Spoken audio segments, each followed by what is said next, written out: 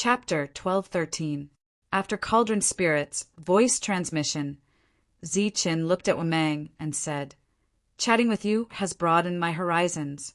I will remember what I said today and keep a low profile in the future.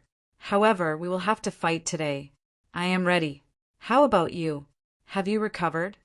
Wamang's expression slightly changed as he said, "You are just an Earth Yuan. Are you confident that you can defeat me?" Ziqin shook his head and said, "This has nothing to do with victory or defeat. Just as you have your eyes on my two treasures, I also have my eyes on that domain manners token. Therefore we must fight. Of course, this is not the most important thing. The most important thing is that I promised Jesse and Odd that I will kill the two of you to avenge them. Now that Chaz is dead, it's your turn." Ha ha ha. Wamang suddenly burst into laughter. Ziqin interrupted his laughter and said, "I am ready. I will not give you any more time to delay. Let the battle begin." As soon as those words left his mouth, Ziqin's spiritual thoughts moved. The everlasting Dan cauldron beside him began to vibrate and whiz towards Wamang. The conversation between the two was, in fact, stalling for time. Wamang was recovering from his injuries. As he was seriously injured, he could not guarantee that he would be able to kill the Earth Yuan with the strange cauldron. Ziqin was also stalling for time. He was waiting for the cauldron to kill Chaz before unleashing its full power. After all, Wamang was a true corporeal realm expert, while Ziqin was just an Earth Yuan. The gap between their realms was too great. Other than the everlasting Dan cauldron, there was nothing else that could restrain Wamang. As the everlasting Dan cauldron whizzed towards him, Wamang had no choice but to swing his saber at it. Wamang's injuries could only be suppressed but could not be healed. In addition to his injuries from many years ago, he was now even more injured. Wamang secretly cursed the despicable and vicious brat in his heart. Clang! The long saber struck the cauldron, producing a sonorous sound. A powerful resistance stopped the cauldron's forward momentum. Although Wamang was seriously injured, he still had the strength to fight back. Therefore, he would not be easy to kill. Moreover, Ziqin's greatest trump card in this battle was the everlasting Dan cauldron. Even so, he was not confident that he could win. Any other weapon that came into contact with the saber would probably be shattered after a few hits. Therefore, Ziqin would not use these earth soldiers to fight. His spiritual sense moved again, and the pill cauldron whizzed over. At the same time, Ziqin's figure flashed and dodged to the side.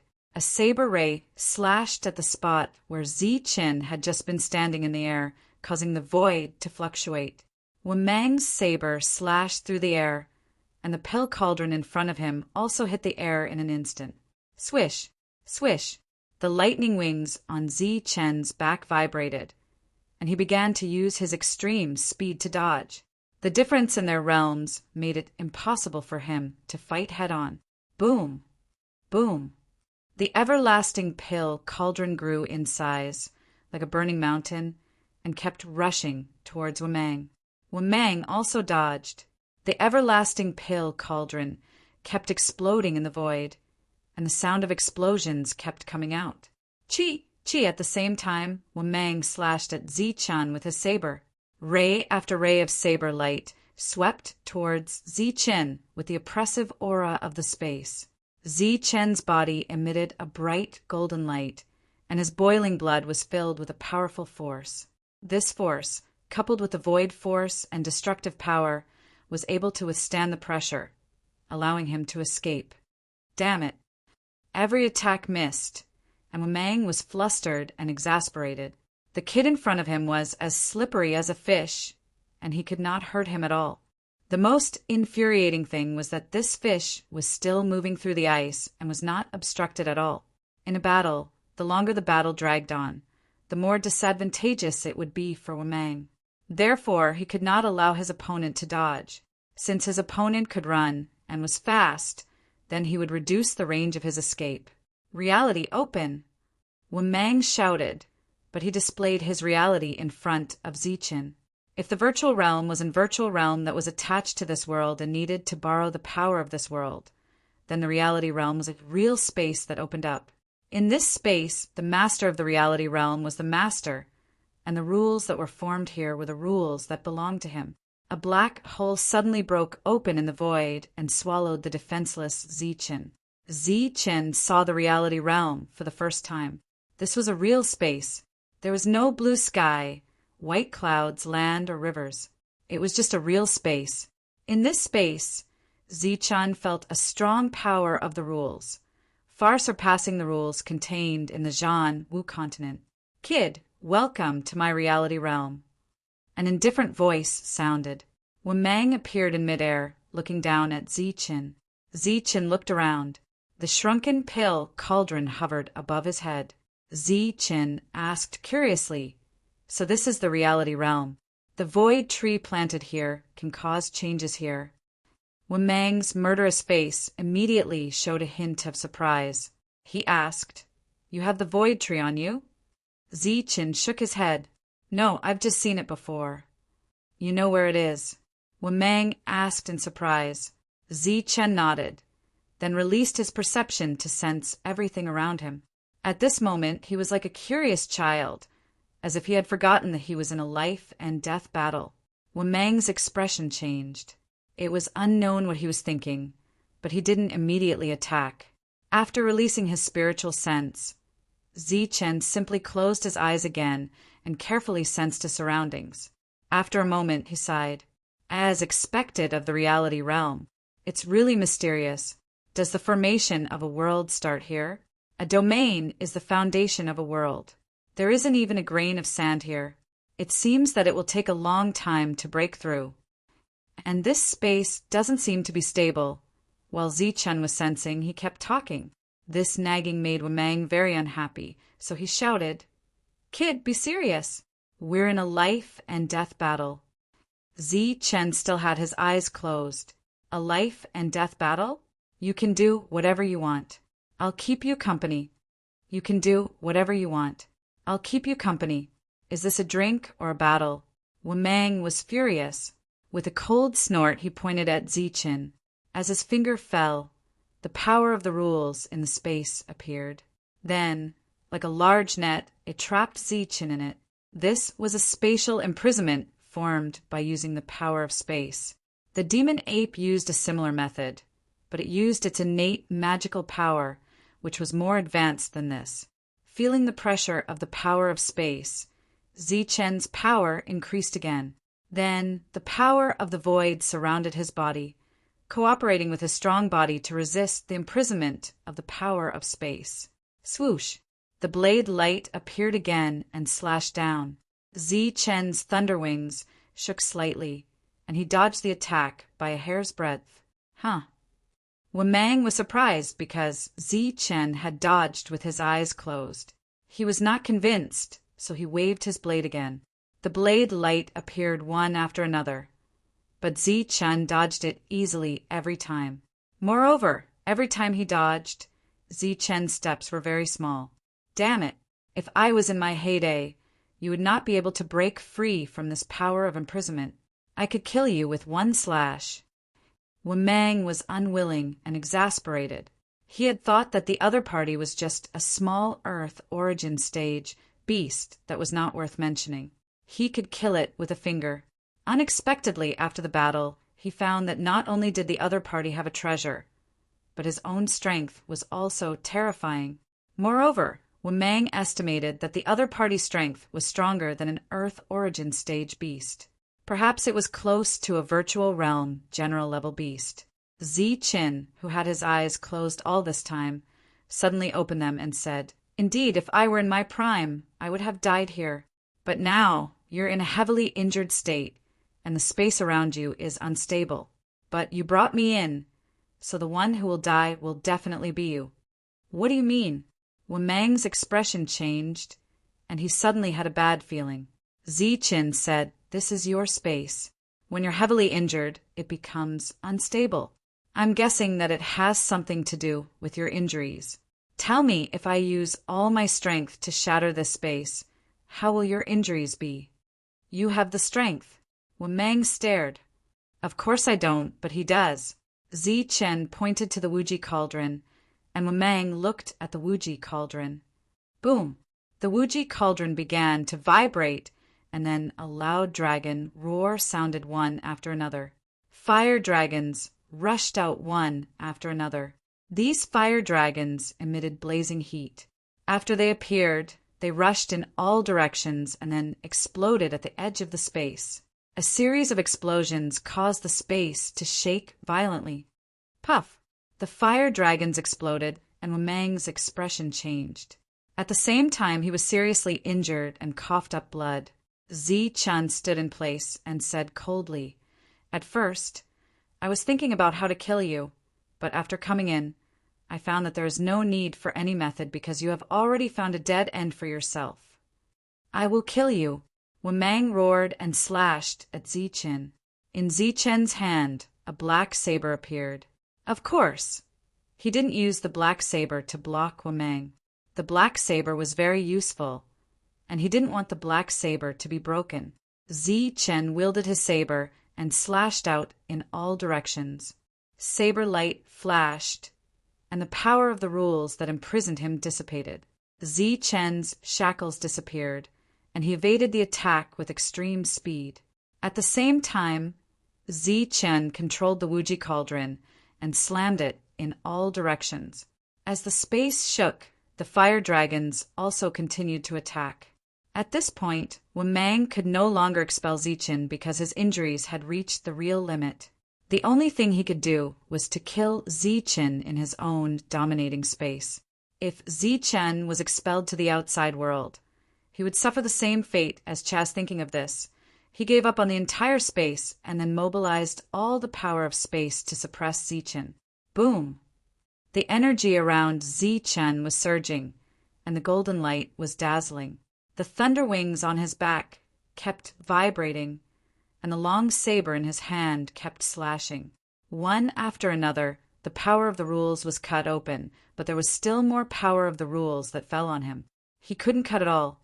This was a strike that Wemeng had launched at the risk of collapsing space and had completely imprisoned Zichen. Then, Wemeng rushed forward with his saber and mobilized the ultimate power in his body to slash at Zichen. Life and death were at this moment. Either you die or I die. Wemeng went all out. Puff! He rushed in front of Zichen and swung his saber at Zichen's head.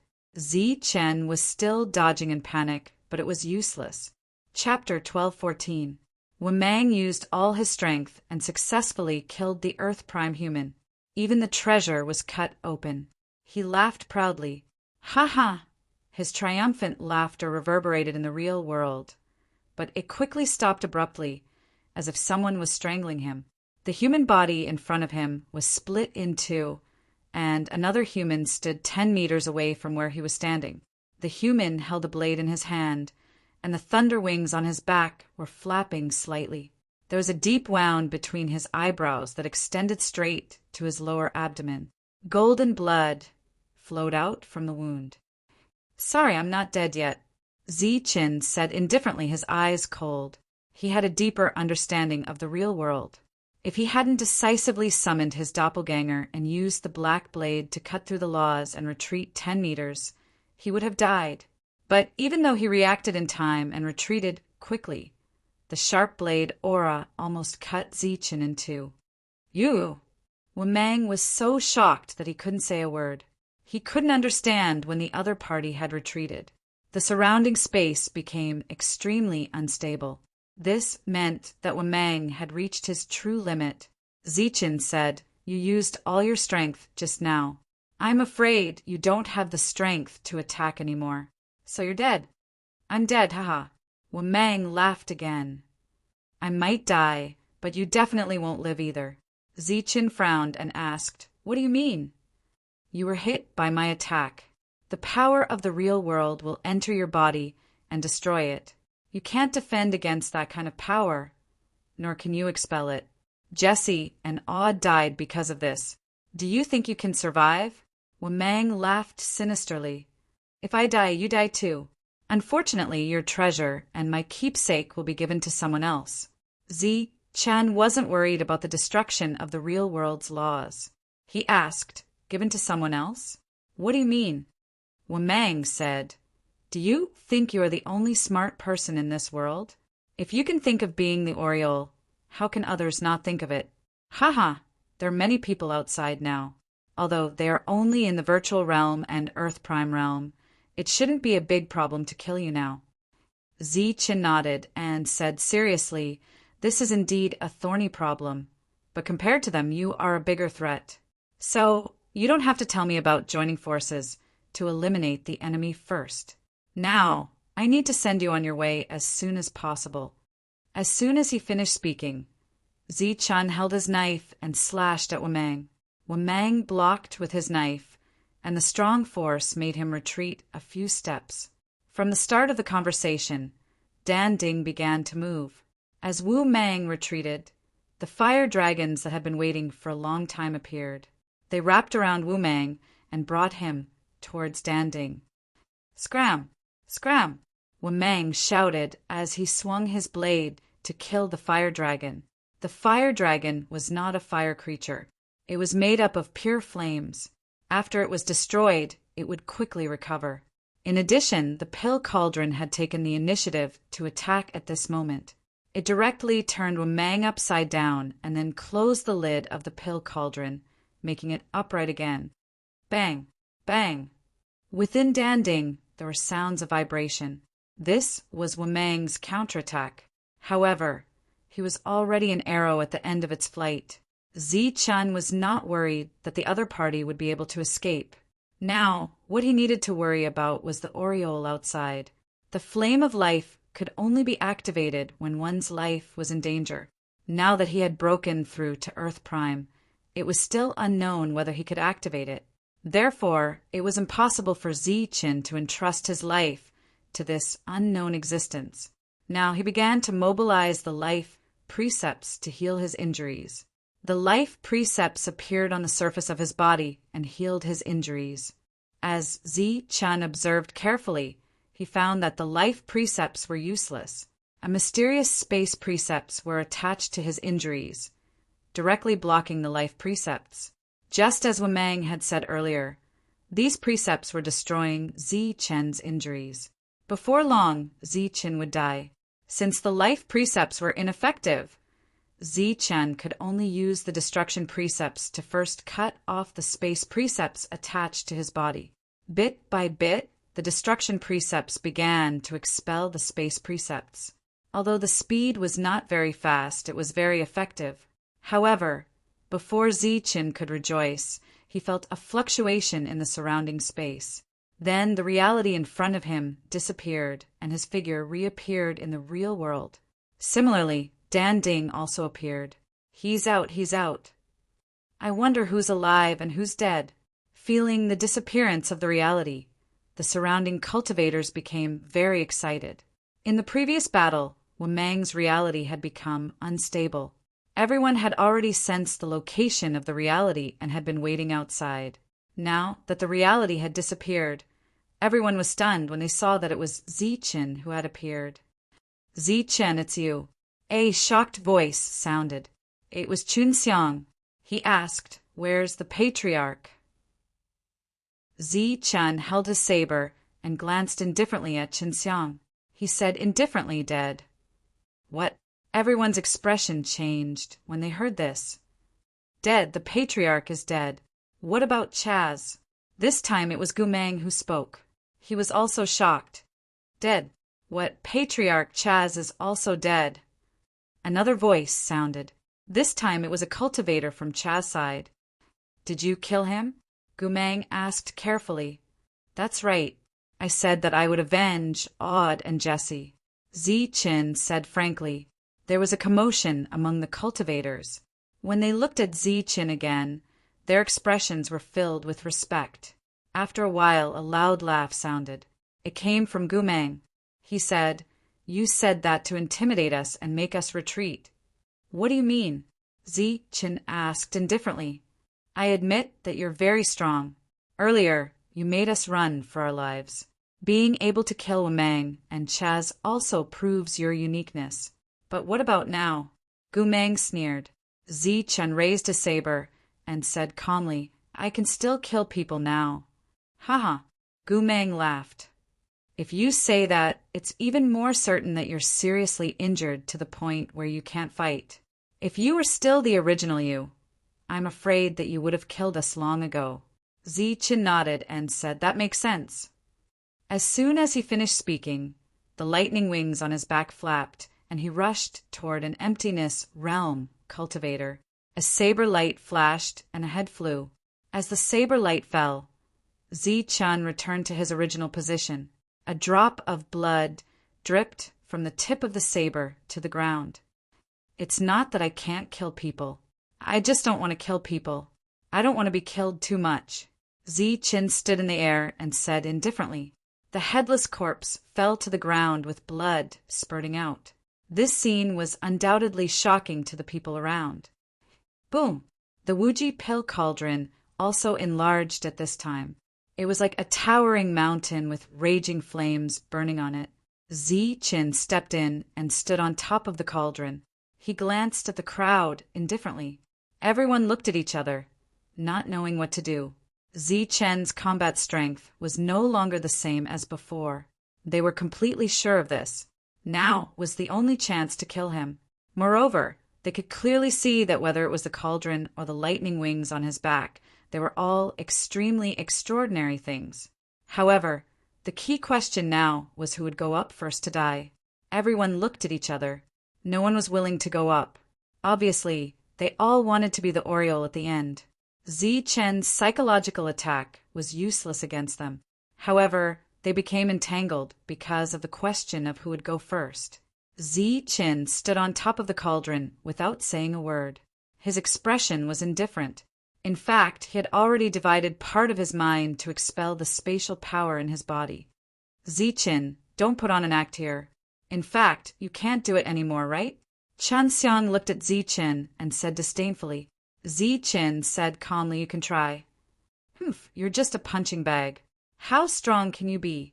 Another person spoke. It was Zyth. Of the 5 people who came with Zichen, only one of them, an Earth Prime, had died. The other 4 were still alive. Moreover, they were all glaring at Zichen with undisguised killing intent. Zichen sneered and said indifferently, I admit that I'm injured now, but if anyone naively thinks that they can kill me, then feel free to come and try. I guarantee, I'm sure, that I won't use a second blade to kill you.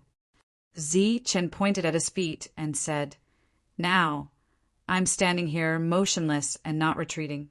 Let's see if you dare to come up and die. Zichen gripped his long saber tightly. The veins on his arms bulged. Clearly he was ready to kill. Zichen's strength made everyone hesitate again.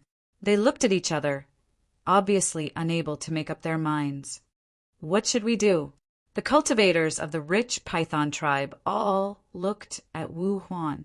Because of his accumulated power over the years, he was now the one with the most right to speak. As for Chaza's people, it seemed that their leader had been killed by Zichen. At this moment, they were also looking at Wu Huan, waiting for him to make a decision. Zichen looked at Wu Huan and said, disdainfully, The tiger is dead. I didn't expect a monkey like you to become the king. Ku Huan's expression immediately turned ugly as his expression continuously fluctuated. However, he only hesitated for a few breaths before shouting out, I don't believe that you still have some powerful tricks up your sleeve after killing 2 corporeal stage experts. Then he looked at the crowd and said, Everyone, don't be fooled by him. Why should we attack him one by one? Let's attack together. I don't believe that he can kill all of us at once. Yes, all of you, go and kill him, a cultivator shouted from the side.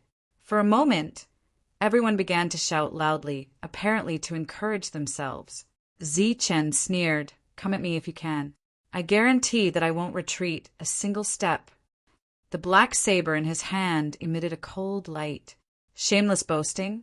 You won't retreat a single step? Then let's see what else you have. Wu Huan commanded, Kill him.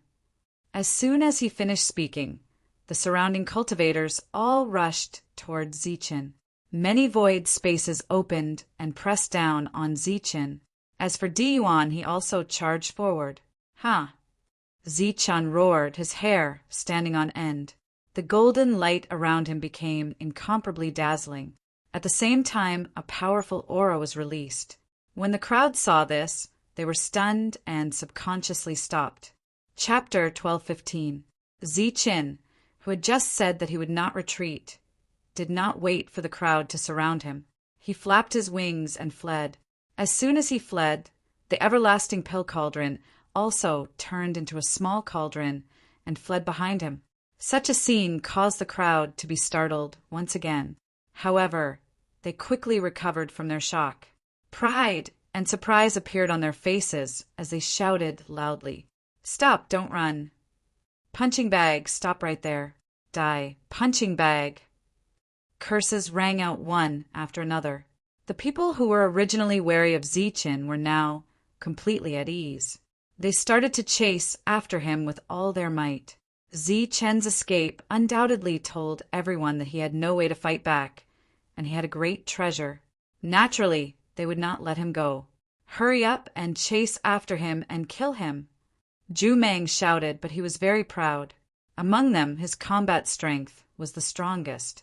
After killing Zichen, the possibility of obtaining Zichen's treasure was the highest. These damn guys. Zichen was also cursing, but his speed was even faster. He almost used all his strength to escape towards the horizon. In the blink of an eye, Zichen disappeared without a trace. He's gone. Seeing Zichen's figure disappear, everyone was stunned. Chase! How far can he run with such a serious injury? Zhu Meng was not worried at all. Sure enough, as everyone chased after him again, they saw Zichen's figure again. He was still running away, and the everlasting pill cauldron was following behind him. Everyone whistled forward and disappeared in the blink of an eye. Just after everyone left, in the dense forest below, an emptiness realm disappeared, and Zichen's figure appeared, looking very miserable. I have to quickly recover from my injuries. Otherwise, if I lose the pill cauldron, it will be a big loss. Zichen had just entered the emptiness realm, and he had revealed a clone to escape. However, in order to successfully confuse everyone, he had no choice but to let the clone carry the pill cauldron. There was not much time left for Zichen, so he had to quickly expel the spatial power in his body. Around him, waves of destructive laws appeared one after another. These laws were like extremely sharp knives that began to slash and dispel the many laws on his wounds. Every time he expelled a piece, Zichen would activate the life edicts and begin to repair the damage. The first thing Zichen did was to heal the injuries to his internal organs, which took him quite some time. Then he dealt with the other injuries. Finally, he dealt with the most obvious and most terrifying injury between his eyebrows and lower abdomen. Zichen was treating his last and biggest wound. As for his doppelganger, it was still running away. The speed of the doppelganger was not slow, and the people behind could not catch up in a short period of time. However, they were not in a hurry, and even the faces of Zhu Hang and the others were relaxed. This idiot has never left this place before. He can't even differentiate between north, south, east, and west.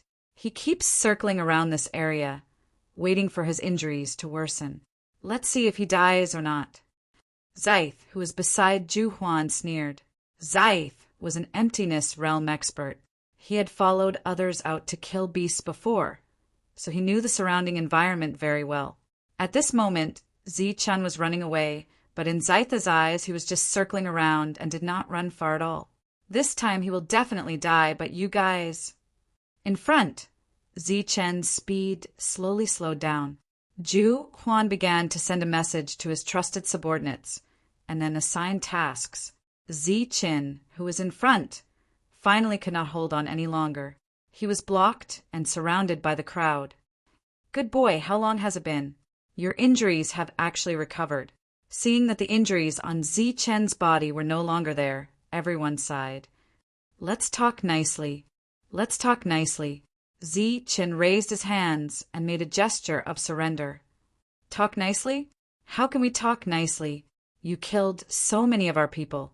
An emptiness realm expert said coldly, but he did not step forward. Chen stopped running, but it did not mean that he did not have the slightest bit of combat power. Similarly, the crowd surrounded him, but they did not dare to step forward rashly. Of course, if all of them went forward, they would dare. Chen might be able to kill one or two of them, but he definitely would not be able to kill all of them. Everyone was competing with luck. This is a misunderstanding. This is a misunderstanding. What do you want? I will give it to you. Doppelganger, Chen said again. The doppelganger could speak, and its thoughts were also Chen's thoughts. Other than the fact that it could not exist in the world for a long time, it was almost the same as the real body. What do we want? We want your life. Will you give it to us? Xinxiang shouted. Of course I will. Why wouldn't I? But I've been running for so long. Can't you let me catch my breath? Doppelganger Chen said, but he was somewhat talkative. Zhu Huan looked at Chen in front of him. For some reason, he felt that this Chen was somewhat strange. Moreover, he had been running all this time.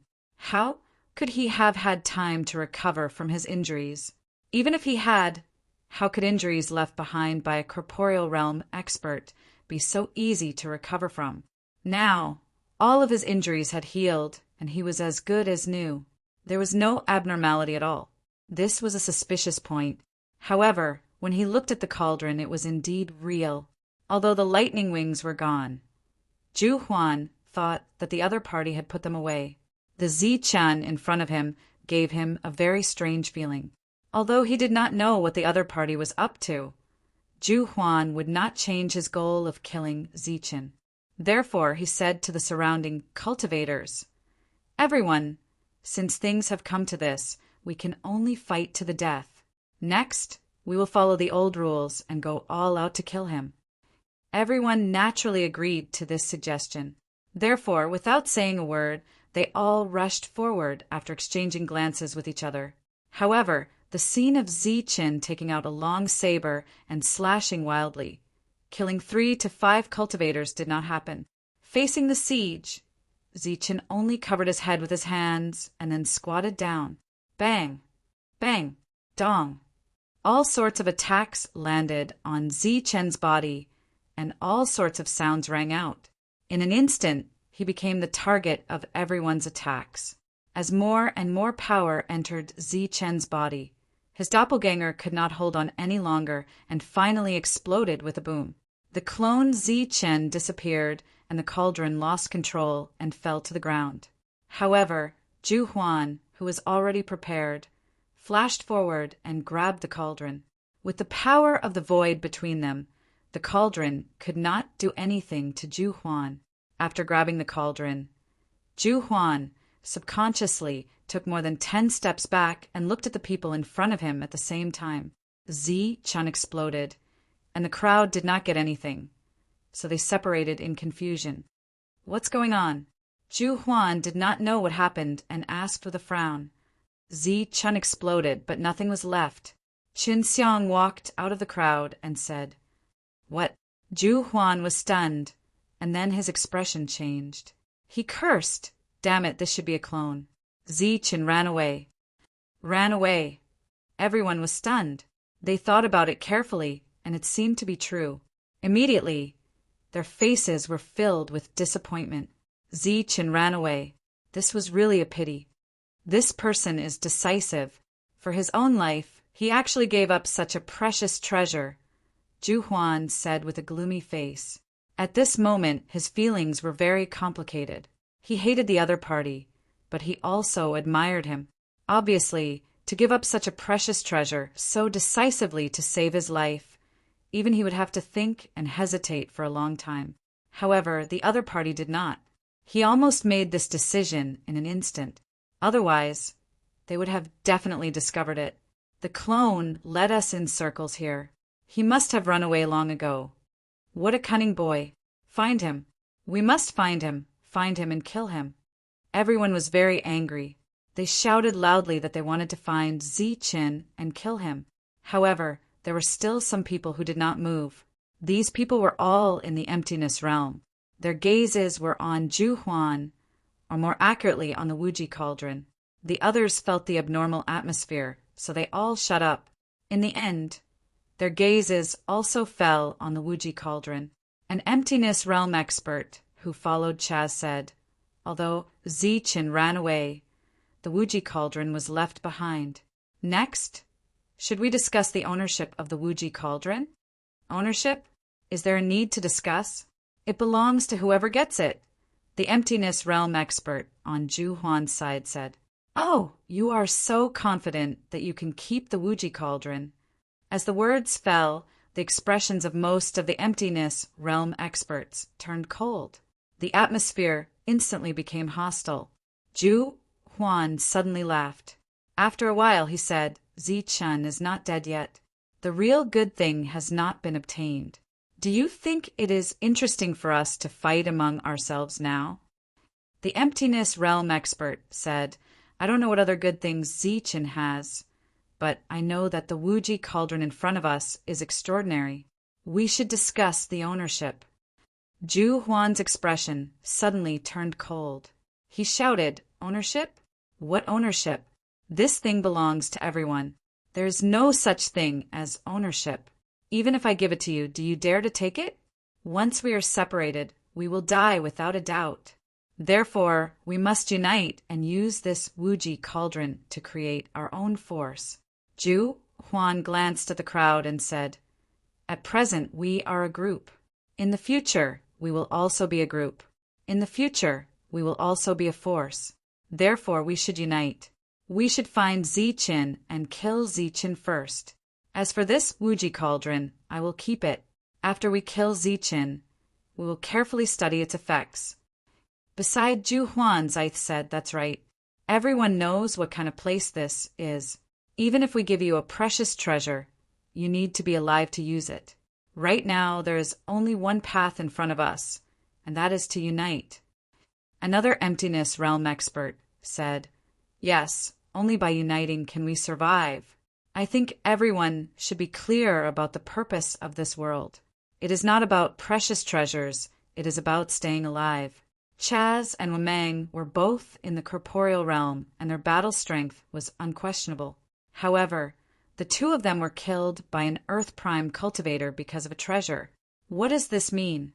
This means that staying alive is the most important thing. The emptiness realm experts on Ju Huan's side began to speak one after another. It had to be said that what they said was very reasonable. Moreover, every word they said seemed to be thinking for everyone, especially when Ju Huan said that everyone would have a share of the Wuji cauldron. He received the support of many people. Everyone felt that it was reasonable and nodded repeatedly. Thus, they also believed that Ju Huan was right. Chapter 12:16. The voice came from Zichen. He suddenly appeared behind the crowd, causing their expressions to change. Everyone turned their heads or raised their heads to look behind them. Then they saw Zichen. He was still the same Zichen from before, but there were no obvious wounds on his body. Only a few faint white marks could be seen. The 6 wings on his back were still flapping, and he held the terrifying long saber tightly in his hand. At present, Zichen's expression was calm, but he gave off an extremely dangerous feeling. He didn't need to deliberately put on a strong front like before, but it was enough to make people tremble in fear. There were at least dozens of cultivators standing in front of Zichen. However, as Zichen moved forward with his saber, they couldn't help but retreat. Because Wu Huan's reaction was slower, he quickly arrived in front of them. Zichen pointed at the cauldron in Wu Huan's hand and said, "Sorry, this is mine." Wu Huan was stunned. "This is mine," Zichen repeated. Wu Huan reacted and hugged the cauldron tightly in his arms. Then he subconsciously took a few steps back. He looked around and said to the other cultivators, "What are you afraid of? He's alone. We have a group." Behind him, a cultivator said in a trembling voice, "But he can kill a group by himself." Wu Huan was furious and shouted, "What are you afraid of? Don't forget that he's seriously injured. Although he's here now, he's still trying to scare us. Kill him, and the treasures on him will be ours." Wu Huan continued to boost their morale. "For the treasures, let's do it." After saying that, without waiting for the others to cooperate, the lightning wings on Zi Chen's back continued flapping. Then his body charged forward in a straight line. In the blink of an eye, he was in front of Wu Huan, and the long saber in his hand slashed down fiercely. "Ah!" Wu Huan screamed in fear and tried to block with the cauldron.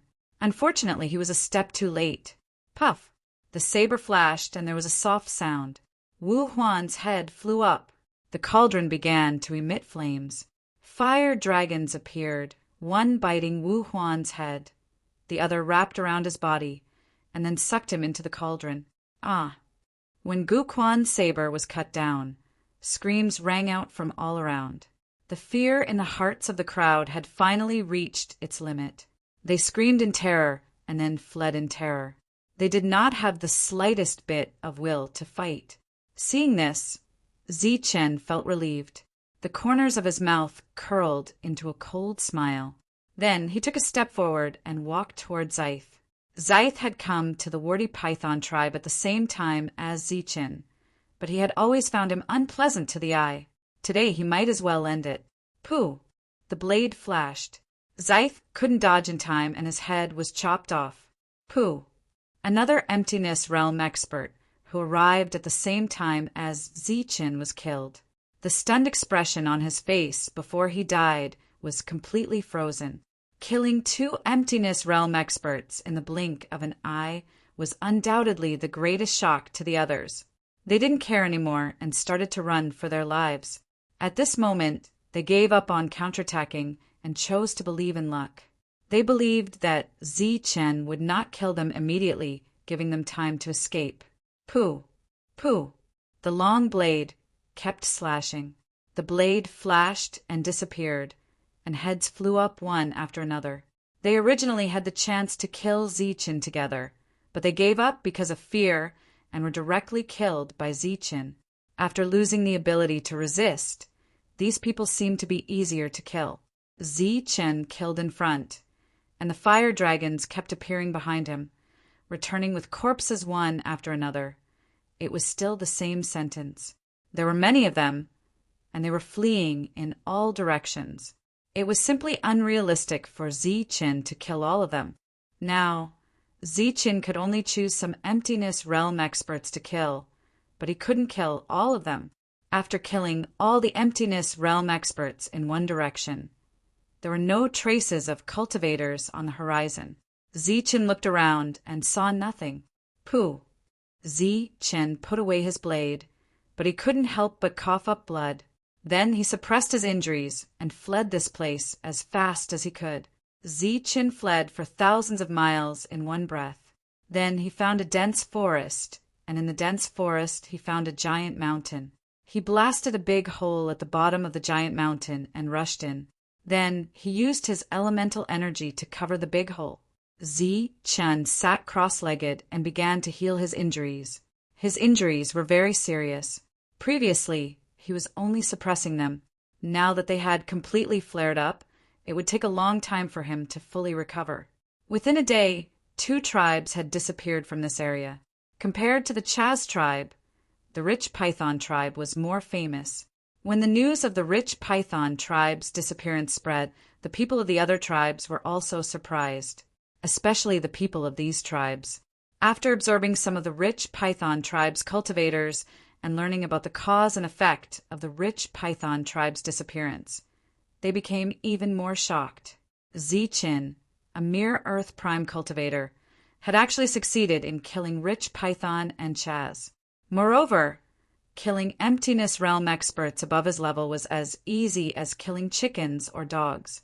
Of course, this wasn't the reason for everyone's shock. The real reason was the 2 treasures on his body, as well as the one Chaz used in his death match with the rich python. An Earth Prime cultivator with 3 treasures on his body. This undoubtedly tempted many people. Therefore, in the following period of time, Zi Chen became the main target of several tribes.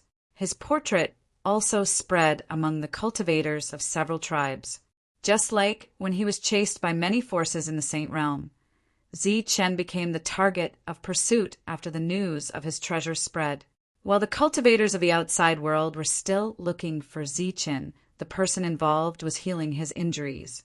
After his elemental energy was depleted, he would absorb the law fragments to replenish it. When he was full, Zichen once again dispelled the spatial energy in his body, then used his life force to heal his injuries. If it were anyone else who suffered this kind of attack, the high-level elemental energy would have invaded their body and killed them. Just like Jesse and Aud, the main reason they died was because they couldn't dispel the spatial energy in their bodies. Zichen could only dispel the energy in his body, but not others. Naturally, he couldn't save the two of them. Day by day, Zichen's injuries were gradually suppressed and then improved. The fact that he was able to survive under such circumstances was enough to prove how powerful Zichen's comprehension of the law was. 2 months later, Zichen's injuries were finally fully healed.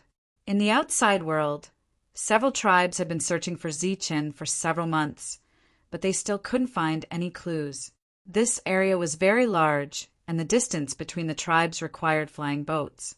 It was easier said than done to find a person in such a large area, and they also had to face some battle beasts. However, it had only been 2 months, so everyone was still very patient. Suddenly, a beast roar sounded from the depths of the forest. When the two cultivators in front heard it, their expressions changed. The two of them looked at each other, and one of them said, "Let's not go too deep." The other cultivator nodded. That makes sense. It said that Zichen is only at the Earth Prime level. If he dares to go too deep, he will definitely be torn to shreds by the battle beasts. A soldier-level battle beast can kill an emptiness realm expert, and a general-level battle beast can rival a corporeal realm expert. I also don't think he can go too deep. As the two of them talked, they turned around and headed in another direction. However, the two of them were still talking along the way. It's been a few months. Just our Hearthstone tribe alone has sent many people. In addition to the other tribes, there are many emptiness realm experts, but we haven't found a single Earth Prime. Do you think Zichen is still alive? It's hard to say. Maybe he encountered a battle beast and was killed by it. Maybe the great treasure was swallowed by the battle beast. However, if that's the case, then we have to send many emptiness realm experts to kill the battle beast. With just the two of us, we are purely courting death. Just as the two of them left the forest, a person walked out. It was Zichen, the Hearthstone tribe, and the other tribes. It seems like the news has been leaked. If we continue to wander around, I'm afraid we will be discovered. At that time, corporeal realm experts will naturally come. He was very clear about Zichen's current strength. He couldn't do anything to a corporeal realm expert. He was only able to kill the two of them last time because of pure luck. Zichen muttered to himself for a while, then said to himself, "Yes, the most important thing right now is to find a safe place to cultivate. My current strength is too weak. It's better to work hard to break through to the emptiness realm. Only then will it be safer. There is still room for improvement in my thunder wings. I need to refine them." In this world, finding a safe place was as difficult as ascending to the heavens. However, it wasn't difficult for Zichen. He went deep into the forest. As long as it was a place the humans couldn't find, it would be a safe place. Zichen's destination was the place where the battle beasts lived. The battle beasts were very strong. A soldier-level battle beast could fight against an emptiness realm expert, and a general-level battle beast could fight against a corporeal realm expert. The area where the battle beasts lived was definitely a safe area. After walking for dozens of miles in the forest, Zichen saw a living battle beast for the first time. This was a battle beast that looked very much like a leopard. Its body was covered with fine black scales, and its entire body was emitting a tyrannical battle aura. The two sharp teeth in its mouth were like two scimitars, directly growing out of its mouth and emitting a cold light. This was a soldier-level beast. At this moment, it was staring coldly at Zichen, an outsider. Zichen also looked at the battle beast. His eyes flashed with excitement because he was finally going to fight a battle beast. Roar! The battle beast roared angrily and rushed towards Zichen. Its movements were accompanied by a strong and pure power. Its claws were like sharp weapons. Pow! Zichen raised his fist to block the attack. There was a vibration, and both of their figures swayed. The battle beast landed on the ground. However, it immediately jumped up and stabbed its two sharp teeth towards Zichen. Swoosh! Zichen moved his feet and blocked the opponent's attack. Then he punched the back of the opponent's waist. A strong force shook out and directly sent the battle beast flying. After a short fight, Zichen had a good understanding of battle beasts. As a soldier beast, it was stronger than some of the strange beasts in the Tianwu continent. However, it couldn't be compared with those higher life forms, such as the demon ape, the dragon tiger, and the Torvosaurus. Even if they were at the same level, they could still defeat their opponents with their bare hands.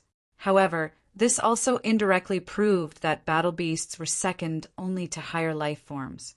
Their battle strength far exceeded that of humans of the same level. Chapter 12:17.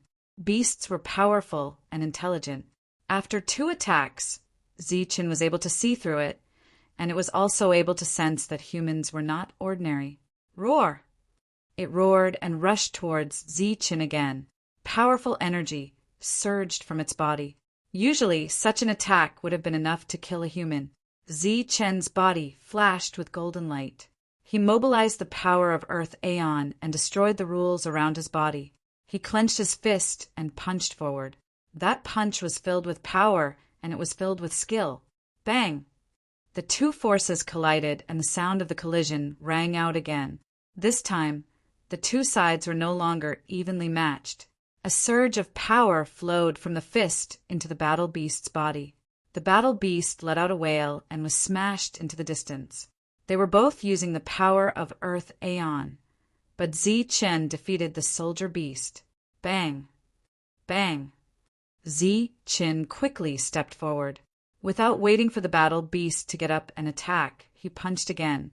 In this punch, golden light flashed and a powerful force shook the surroundings. Punch after punch landed on the beast's flesh, causing it to wail continuously. Bang! In the end, the battle beast's skull was broken by Zichen's punch. Its soul was shattered and it died.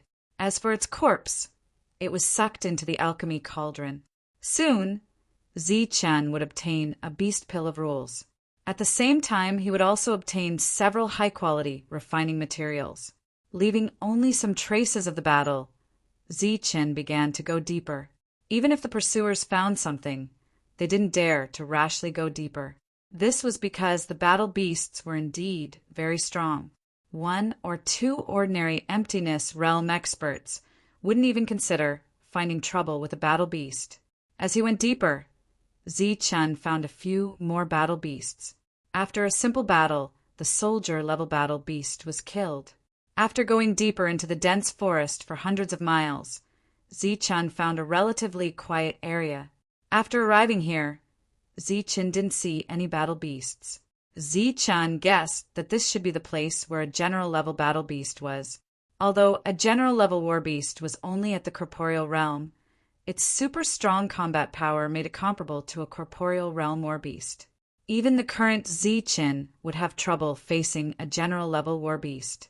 After discovering this area, Zichen didn't go any further. Instead, he wandered around in search of a quiet place. This was the place he had chosen to go into seclusion. After a long time, Zichen found a cave. The cave was very large, but it was very humid, as if it had not been inhabited for a long time. Zichen walked into the cave and used his magic to dry the damp surroundings. The cave was very deep, as if it was the dwelling place of a snake, but it was obvious that this place had been abandoned. After dealing with the situation in the cave briefly, Zichen went to the entrance of the cave and set up a simple formation. This was the place he chose for his seclusion. In the depths of the cave, Zichen sat cross-legged and a rule fragment appeared in his hand. The current Zichen's body was not saturated with the power of the rules, so it was relatively better for him to refine the rule fragments. Of course, he could also refine the void fragments, but that would be too wasteful. Although Zichen had killed a lot of emptiness realm experts this time, he hadn't reached the point where he didn't care about waste. Rule fragment shattered in front of him, and rich power of the rules filled the cave. Zichen began to absorb the power of the rules.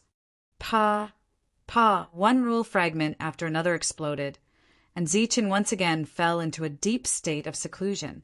Because of his extraordinary combat power and the comprehension of many rules during this period, it would be very difficult for Zichen to break through.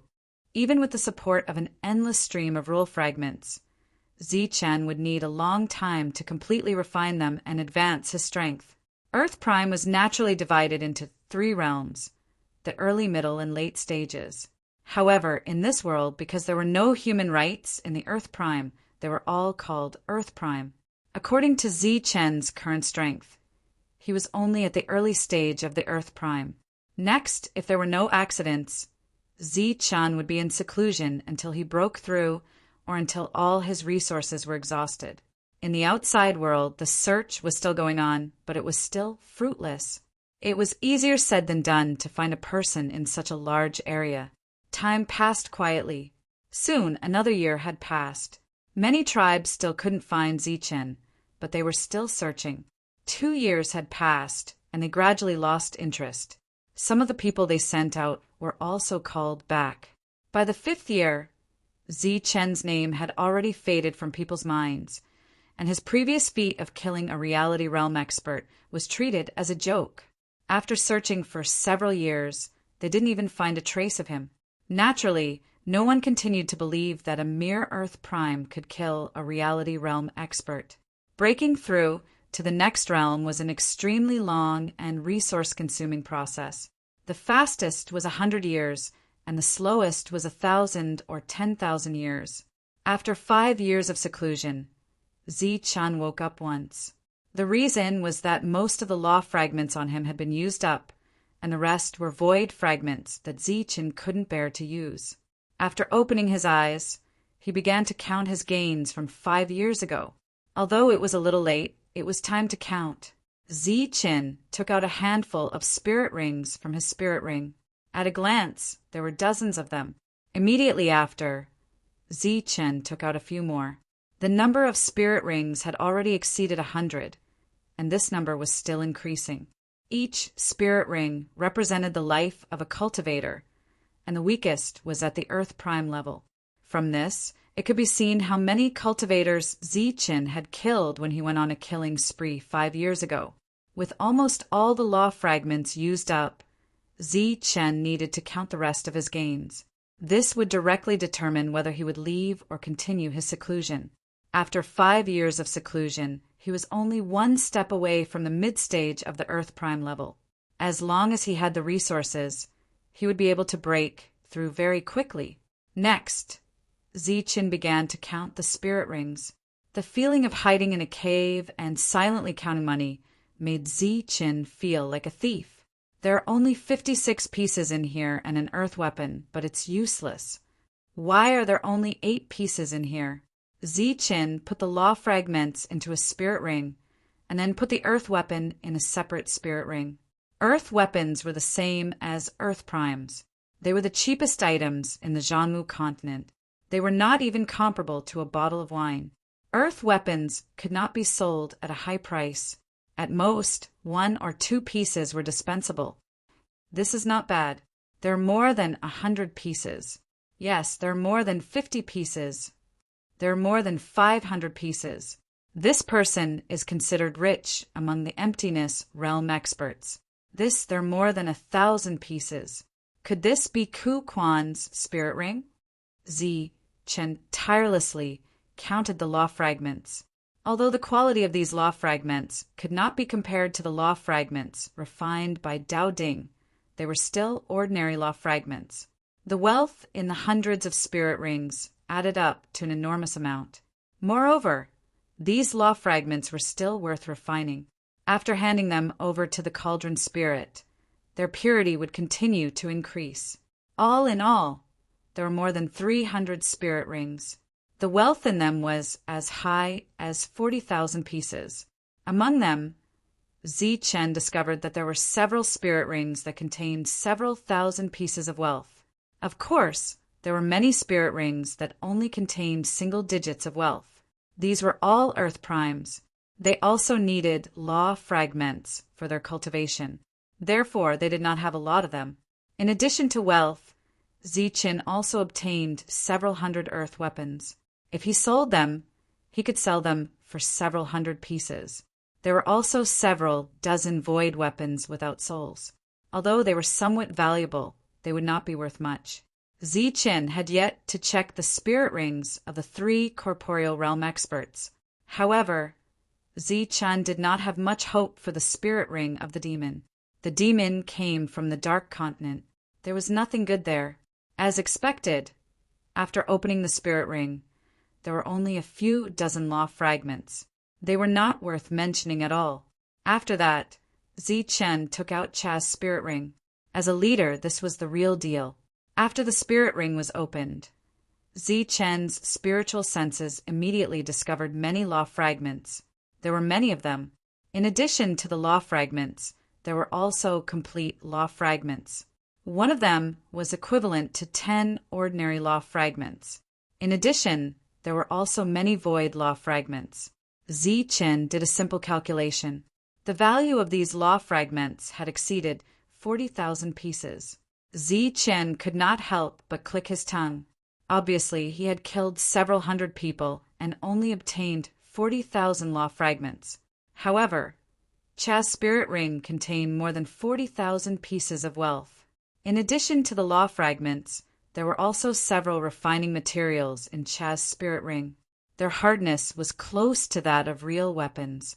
They should have been obtained from killing general-level battle beasts. After counting Cha's wealth, Zichen appeared to be very excited. If not for his limited strength, he would have found another corporeal realm leader and killed him. Next was Wamang's. Before Wamang established his tribe, Zichen concluded that the other party's wealth far exceeded Cha's. As the spirit ring was opened, Zichen's guess was indeed correct. There were more law fragments here, and their value was double that of Cha's wealth, close to 100,000 pieces. Zichen was pleasantly surprised, and excited by this number. Obviously, with so many law fragments, it was enough to support Zichen for several years or even more than 10 years of cultivation, allowing him to break through again and again in his cultivation. As the leader of an old force, even if it was the smallest force, it was enough to prove its foundation. In the spirit ring, Zichen also found many corporeal realm materials. These were also obtained from killing general-level battle beasts. They could be sold for a good price in the outside world. In addition to wealth, Zichen also found flying boats. This was the main means of transportation in the Zhan Wu continent. However, it was divided into quality and speed. The ones on Chaz and Wamang were undoubtedly of good quality. Finally, Zichen found the most desirable, but temporarily most useless item in Wamang's spirit ring. It was a token of the domain realm. It was a slender token engraved with fine, complicated, and mysterious runes. These runes used the power of space. When Zichen looked at it, he actually felt dizzy. This was because his realm was too low. Zichen put away the token and didn't continue to pay attention to it. This was a good and priceless item. However, it was useless to Zichen now. This was because he didn't know how many years it would take for him to break through to the corporeal realm. 1,000 years, 10,000 years, maybe even 30 or 50,000 years. Therefore, the most important thing now was to break through to the virtual realm. Chapter 12:18. From the early stage to the middle stage, although it was only a small breakthrough, it was a big step for Zichen. A breakthrough in the realm meant that his combat strength had increased again. Although he could still kill the virtual realm, he had more power to protect himself when facing the corporeal realm.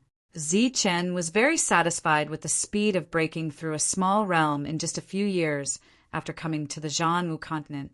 One must know that if it was someone else, they might not be able to break through a small realm in more than 100 years. After the breakthrough, Zichun continued his closed-door training. Firstly, he wanted to familiarize himself with his current strength. Secondly, Zichun didn't want to go out because he hadn't consumed all the law fragments yet. The time spent in closed-door training was extremely boring, but in order to survive, he had to continue no matter how boring it was. Next, Zichun spent nearly 10 years refining the law fragments again. During this period, his strength was also increasing. He was very close to the late stage of the Earth realm, but because of his closed-door training all year round, his realm improvement became slow. Even if he had enough resources, it would take 100 or even a few hundred years to break through to the virtual realm. In addition to closed-door training, the state of mind was also very important. At the same time, the state of mind determined the speed of strength growth. Therefore, in theory, it was impossible to reach a high realm in a single closed-door training. Of course, higher life forms were an exception. After feeling that the growth of his strength had slowed down, Zichun decisively gave up on cultivating. It just so happened that he had consumed too many law fragments. It was time to get some more. But before that, Zichun needed to refine the thunder wings again. The demon chi on the heavenly thunder wings had gradually been dispelled over the past 10 years. What Zichun needed to do was to refine and fuse it again. He believed that the power of the thunder wings would be stronger. Boom! A loud sound suddenly came out. The restriction that Zichun had placed for more than 10 years was torn apart by a powerful force. Then, a high-pitched cry came into Zichun's ears. "It's a battle beast." Zichun was surprised. Boom! The cave where Zichun was in shook again, and then there was the sound of a big stone rolling down. Obviously, this was a battle beast attacking the mountain. It can actually discover the restriction I placed. Amazing. Zichun sighed. Boom!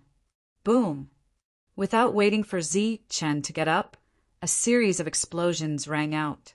The entire cave shook unceasingly as a tyrannical aura swept in from outside the cave.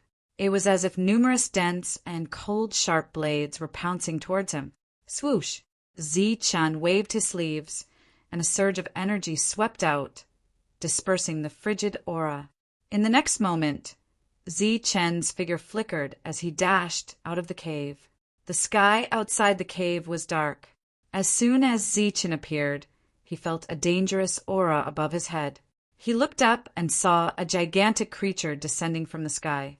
Its sharp claws were aimed at Zichun's head. This was an eagle-type war beast. Its body was covered with black feathers, and its pair of sharp eyes emitted a cold light. Seeing such a scene, Zichun's expression did not change. The black saber in his hand appeared and slashed at the sharp claw. Clang! The saber light collided with the sharp claws, producing a resounding clang. At the same time, Zichun felt a huge force pass through the long saber and send him flying backward.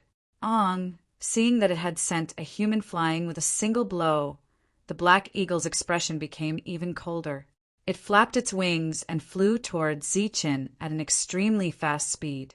The black eagle's wings swept past the ancient trees, snapping them in the middle as if they had been cut by a sharp blade. The cut was neat and smooth. The black eagle arrived in the blink of an eye. Its extreme speed was something Zichun had never seen in his life. It was even faster than the flying boat. He couldn't help but be surprised. He took a step forward and swung his saber again. In the previous blow, he was only sent flying. He wasn't injured. Clang!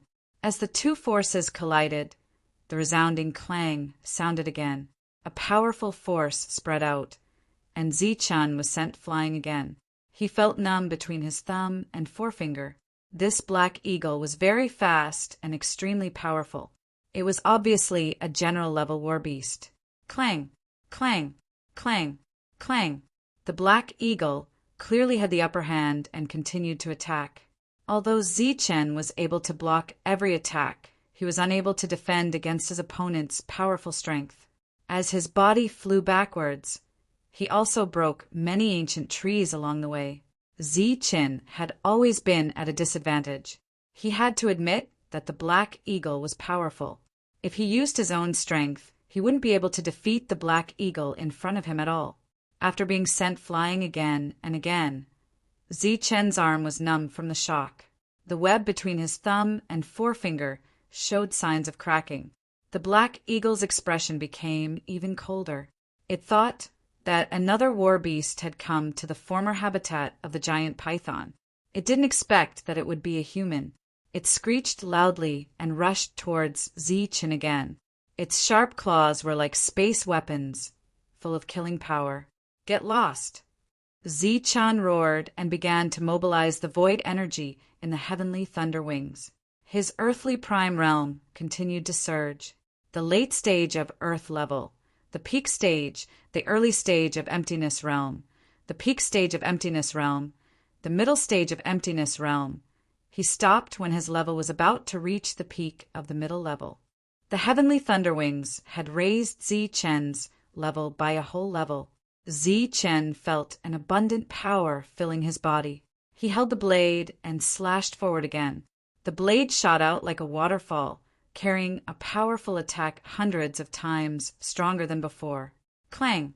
However, when the attack fell on the Black Eagle, a sonorous sound was heard again. The opponent's sharp claws had become indestructible weapons. However, the power contained in Zichen's attack was also surprisingly strong. Therefore, he no longer flew backward. This time it was the Black Eagle that was sent flying. The Black Eagle was sent flying by Zichen. Because of its huge body, several ancient trees were broken. Its cold expression immediately changed. Its eyes were filled with surprise and amazement. Huh! Zichen shouted again. He strode forward and raised his long blade. Clang! The Black Eagle blocked this attack with its beak. Zichen still couldn't break its defense. I don't believe that all the defenses on your body are spatial weapons. Zichen glared. Golden light flashed around his body. Then, two more figures flew out. The two doppelgangers and Zichen rushed toward the black figure in 3 directions. Poof! Poof! The Black Eagle crushed one doppelganger with its claws. At the same time, it destroyed another doppelganger with its beak. However, Zichen's real body was already beside the Black Eagle. He slashed down with his long blade. The blade landed on the black feathers. Zichen finally heard the sound of the Black Eagle's defense being broken. However, it was as if he had cut the toughest object in the world. More than 80% of the attack's power was neutralized. The remaining 20% entered the Black Eagle's body. However, it couldn't cause any harm to the Black Eagle. The Black Eagle was sent flying again. After being injured by the blade, the Black Eagle's cold eyes became angry. Then it flapped its wings and a destructive storm formed. The ancient trees were uprooted, and like numerous large mountains, they whistled toward Zichen. Zichen's body was protected by the void space. He slashed at the incoming objects. Ray after ray of blade, light appeared and destroyed all the incoming objects. Roar! A cry came from above. The Black Eagle descended from the sky. Its sharp claws were already on top of Zichen's head. Zichen held his blade and slashed again. Ray of blade light shot up into the sky. Clang! This was an evenly matched battle. Zichen was slightly better. However, it was unrealistic to want to kill the Black Eagle. Every time he attacked, he could only leave a small wound on the black figure. These wounds were very light and not fatal, although the destruction law was attached to them. Because the wounds were too light, the destruction law didn't have much effect. 1 man and 1 eagle fought in the forest. This battle lasted for a day and a night. Both of them had amazing physical strength. They didn't feel tired. During this time, Zichen also had a deeper grasp of his current strength. Knowing that he couldn't kill the other party, he used the Black Eagle to practice. However, the Black Eagle didn't think so. It was very angry that it couldn't kill the human after so long. As the fierce battle continued, the many wounds on the black eagle's body finally began to affect its injuries. For the first time, there was hesitation in its cold eyes. Looking at the human who was getting braver and braver, it also decisively soared into the sky and left. "Don't go," Zichen shouted. Then he soared into the sky and chased after the black eagle. However, after chasing for a few breaths, the black eagle disappeared from the horizon. "It can run quite well," Zichen panted as he descended from the sky. Looking at the miserable battlefield around him, he shook his head. The black eagle was only a general-level war beast. It was considered to be in the emptiness realm. Zichen was also in the emptiness realm with the help of the Thunderwings. However, he didn't kill the black eagle. This showed how extraordinary the black eagle was. Moreover, this was only the first general-level war beast that Zichen had encountered. Zichen was even more cautious about war beasts. The black eagle retreated in a sorry state. It probably wouldn't come back. Zichen continued to set up a restriction. Then he returned to the cave and began to refine the heavenly thunder wings. The 9 deaths of thunder and lightning combined with the heavenly thunder wings was known as the fastest technique in the world. However, Zichen had only reached the 8th death. He hadn't reached the 9th death yet. With the gap of 1 death, the speed of the world was greatly reduced. Speed was the key to killing the enemy and also the key to escaping. All along, Zichen had the advantage of speed. However, today he couldn't catch up with the black eagle. This was quite a blow to him. Therefore, he became even more eager to refine the thunder wings. This was because he had a feeling that the 9th death was likely to be in the thunder wings. This was because the 8th death was originally in the thunder wings. Soon, half a month had passed. Zichen had completely integrated the heavenly thunder wings. At this moment, the heavenly thunder wings were emitting a pure silver light. There wasn't a trace of demon chi on it. At the moment of integration, Zichen was pleasantly surprised to find that a technique was transmitted to his sea of consciousness through the thunder wings. And this was the complete 9 deaths of thunder and lightning. This discovery made Zichen extremely surprised. The 9 deaths of thunder and lightning, the fastest technique in the world, hadn't appeared in the world for many years. He didn't expect that Zichen would obtain the complete speed technique here. With the complete technique, it meant that Zichen would once again possess the fastest speed in the world. Zichen seemed very excited. However, before he could continue to study it, the cave shook again. Bang! The restriction was broken again. An ear-piercing cry rang in Zichen's ears, causing his eardrums to hurt. Chapter 1219. When Zichen rushed out of the cave, the black eagle launched another attack. Its sharp claws shook the space as it clawed at Zichen. "Damn it!" Zichen cursed angrily. His cultivation level immediately skyrocketed as he swung his blade. Clang! With a clang, the black eagle was sent flying.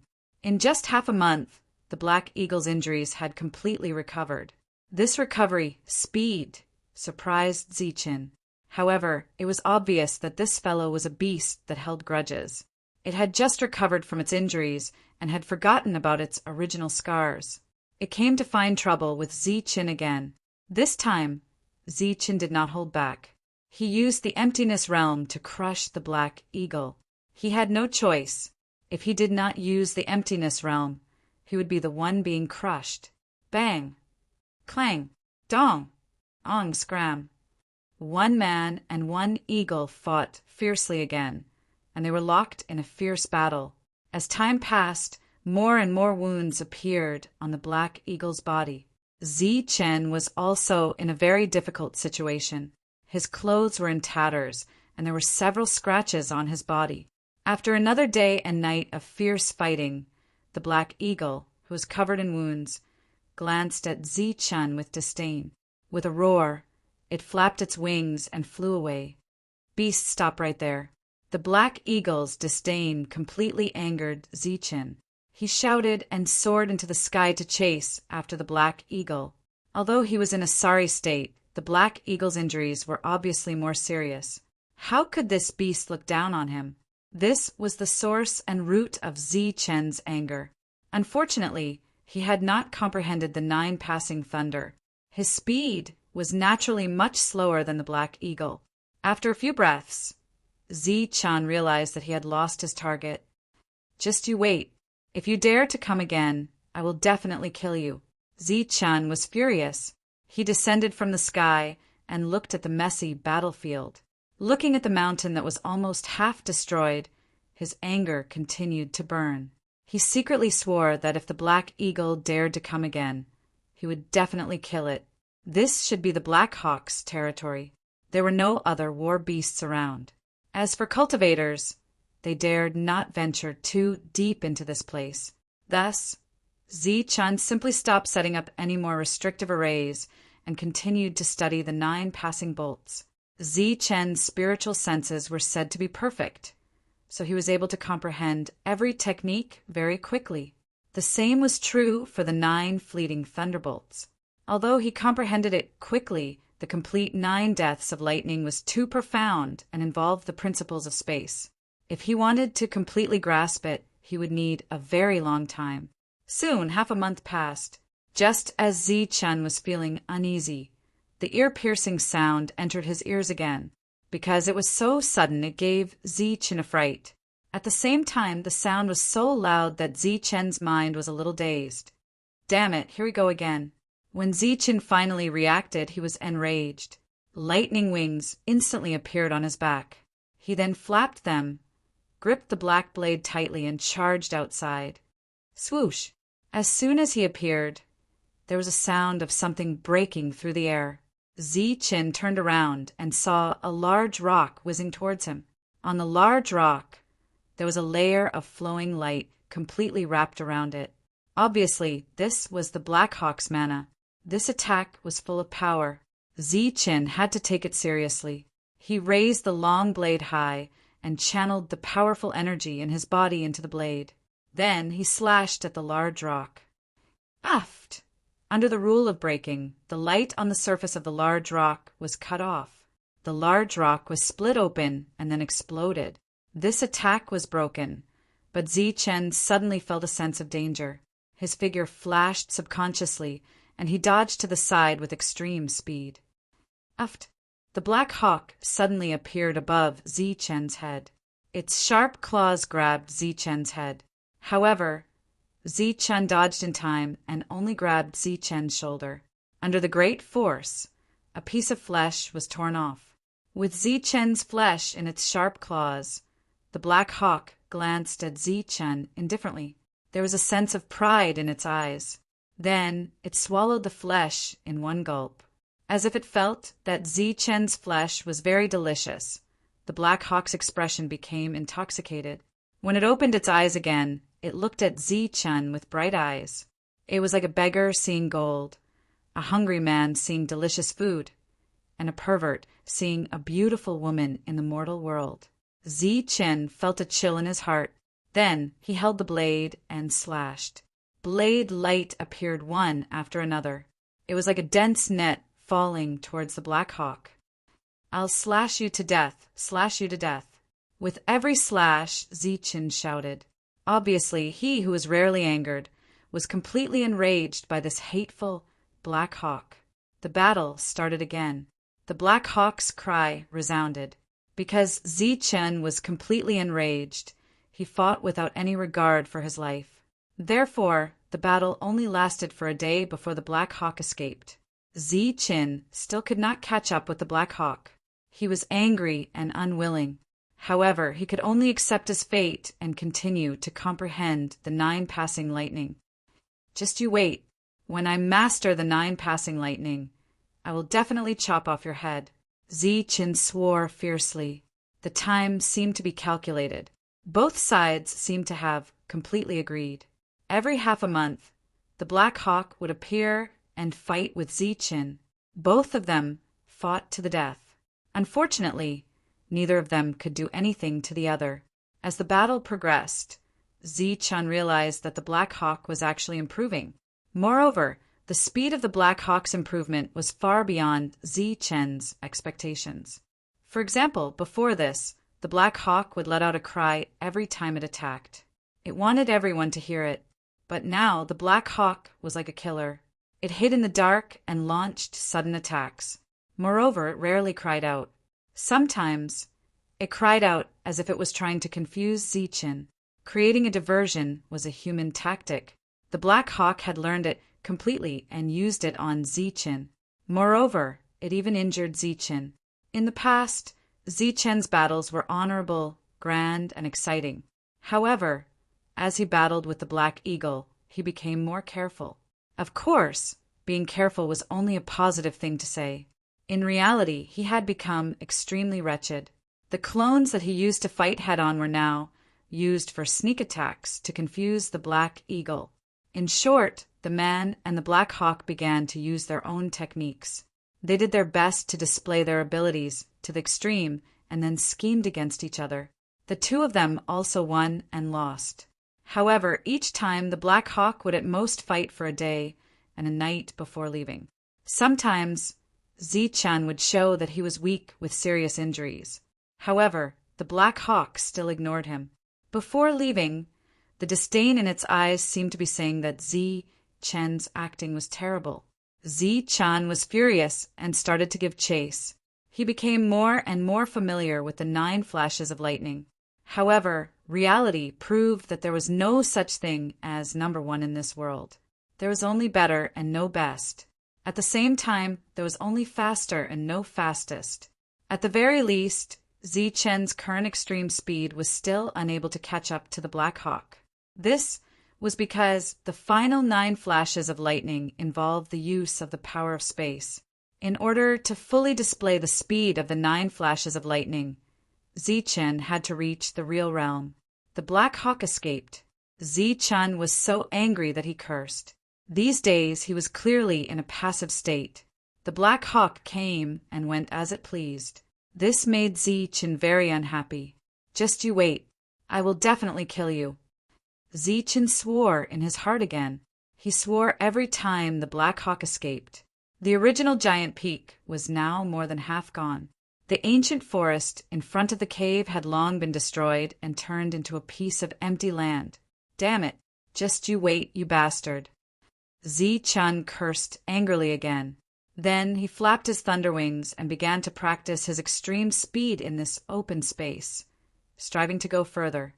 Half a month later, the Black Hawk came again and destroyed the mountain peak a little more. Zi-Chen was so angry that he shouted. After the two sides fought fiercely for a day and a night, the Black Hawk, covered in wounds, left gracefully. Before it left, it still looked at Zi-Chen with disdain. This time, Zi-Chen was not angry. After watching the Black Hawk leave, he did not continue to swear. There was a worried look on his face. For the first time, he wanted to leave this place. This was because he realized that after several battles, the Black Hawk's strength and combat strength had increased a lot. Although he had also improved during this time, compared to the Black Hawk, his progress was much slower. What he was worried about now was that the Black Hawk would completely break through the general realm and reach the spirit realm. At that time, the Black Hawk's combat strength would increase by several times, or even dozens of times. Zi-Chen would be completely defeated by it. Moreover, the Black Hawk was fast. By then, Zi-Chen would not be able to escape even if he wanted to. Zi-Chen had the idea of leaving, but he was reluctant to part with his sparring partner because during this period of fierce fighting, he also showed signs of breaking through to the next realm. In this dilemma, half a month passed, and the Black Hawk came again. Therefore, Zi-Chen rushed into the sky with his saber. It was another fierce battle. This time, Zi-Chen fought to his heart's content. His previous hesitation had also disappeared. He was not going to leave. At least, he would not leave before he broke through to the next realm. As for the Black Hawk wanting to break through to the next realm, it was probably impossible to do so in a short time. Therefore, Zi-Chen and the Black Hawk fought more than 30 times every half a month. Almost 2 years had passed. In the past 2 years, The two sides had become more familiar with each other. Later on, it was almost difficult to hurt each other. Ziqin was at the critical moment of breaking through to the next realm. He wished that the Black Hawk would come to fight him every day. He had made up his mind that once he broke through to the late stage of the Earth realm, he would leave immediately. Rumble. The cave shook again, and the mountain rocks began to roll down. Ziqin, who was sitting cross-legged with his eyes closed, opened his eyes. A ray of light flashed across his eyes. Here it comes again. The black saber instantly appeared in his hand. Then, Ziqin rushed out of the cave. As expected, he saw the Black Hawk in the sky. However, the Black Hawk was not looking at Ziqin at this moment. Instead, it was looking at the mountain beside Ziqin. Its expression was unprecedentedly serious. You did not do this. Ziqin also had a strange expression on his face. Then he turned his head and looked behind him. He saw that 3/4 of the mountain behind him had been shaved off. It was shaking continuously. From the bottom of the mountain, cracks spread out one after another. The cracks went from the bottom to the top, and then the mountain collapsed. As the mountain collapsed, the rocks rolled down. A violent aura spread out from the bottom of the mountain. Roar! The moment it felt this aura, the Black Hawk spread its wings and flew up. It let out a high-pitched cry, which was filled with anger and panic. The moment Ziqin felt this aura, his expression changed drastically. He exclaimed in a low voice, "Spirit-grade beast." Chapter 1220. The earth shook, and the powerful aura of a spirit-level beast was released. Feeling this aura, Ziqin was shocked and a little confused. He didn't expect that there would be a spirit-level beast hidden underground where he had been in seclusion for more than 10 years. The most surprised one was naturally the general-level black eagle. After feeling this aura, it became angry and panicked. This area didn't belong to it originally, but to a fire python. Many years ago, it came here to fight with the fire python and wanted to kill it. After the battle, the black eagle won, but the fire python didn't die. It was seriously injured and went missing, so it took its place. Over the years, it would come here from time to time to see if the fire python had returned or if other beasts had occupied this place. But it didn't expect that the target it had been looking for was hidden underground. Obviously, after many years of hiding, the fire python's strength broke through from the general level to the spirit level, and then it appeared. Fortunately, or unfortunately, today happened to be the day of the half-month battle, and the black eagle came again. Hiss! The mountain collapsed, and a deep hole appeared in the ground. Then a fiery red lightning rushed out of the deep hole and went toward the black eagle. Puff! The fiery red lightning hit the black eagle and instantly hit 2 bloody holes on its body. Blood gushed out. When Ziqin saw that the fiery red lightning was just the snake's tongue, his face changed greatly. He subconsciously flapped his wings and retreated. The snake's tongue alone was so powerful. Once the other party's real body appeared, its combat power would naturally be stronger. A head the size of a small mountain poked out from the deep hole. The head was triangular in shape, and its eyes were even larger than lanterns. Before it icily swept its gaze over the black eagle, it also swept a glance at Ziqin before completely ignoring the other party.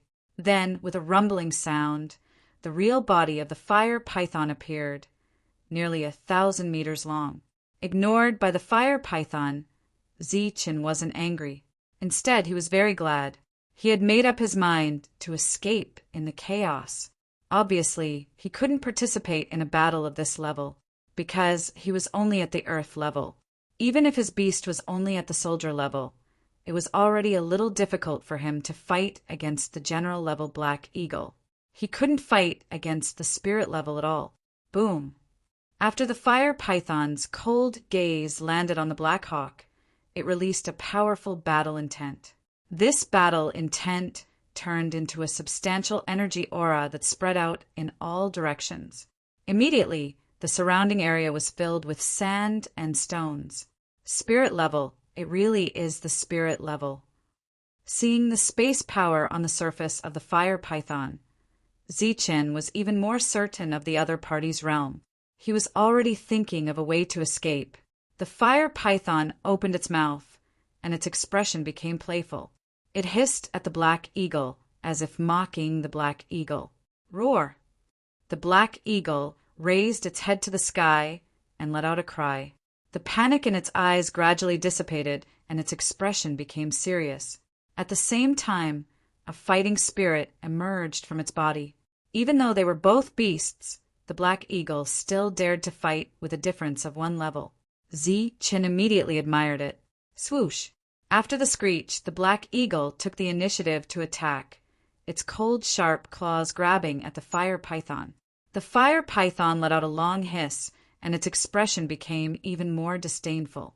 It directly opened its bloody mouth and wanted to swallow the black eagle.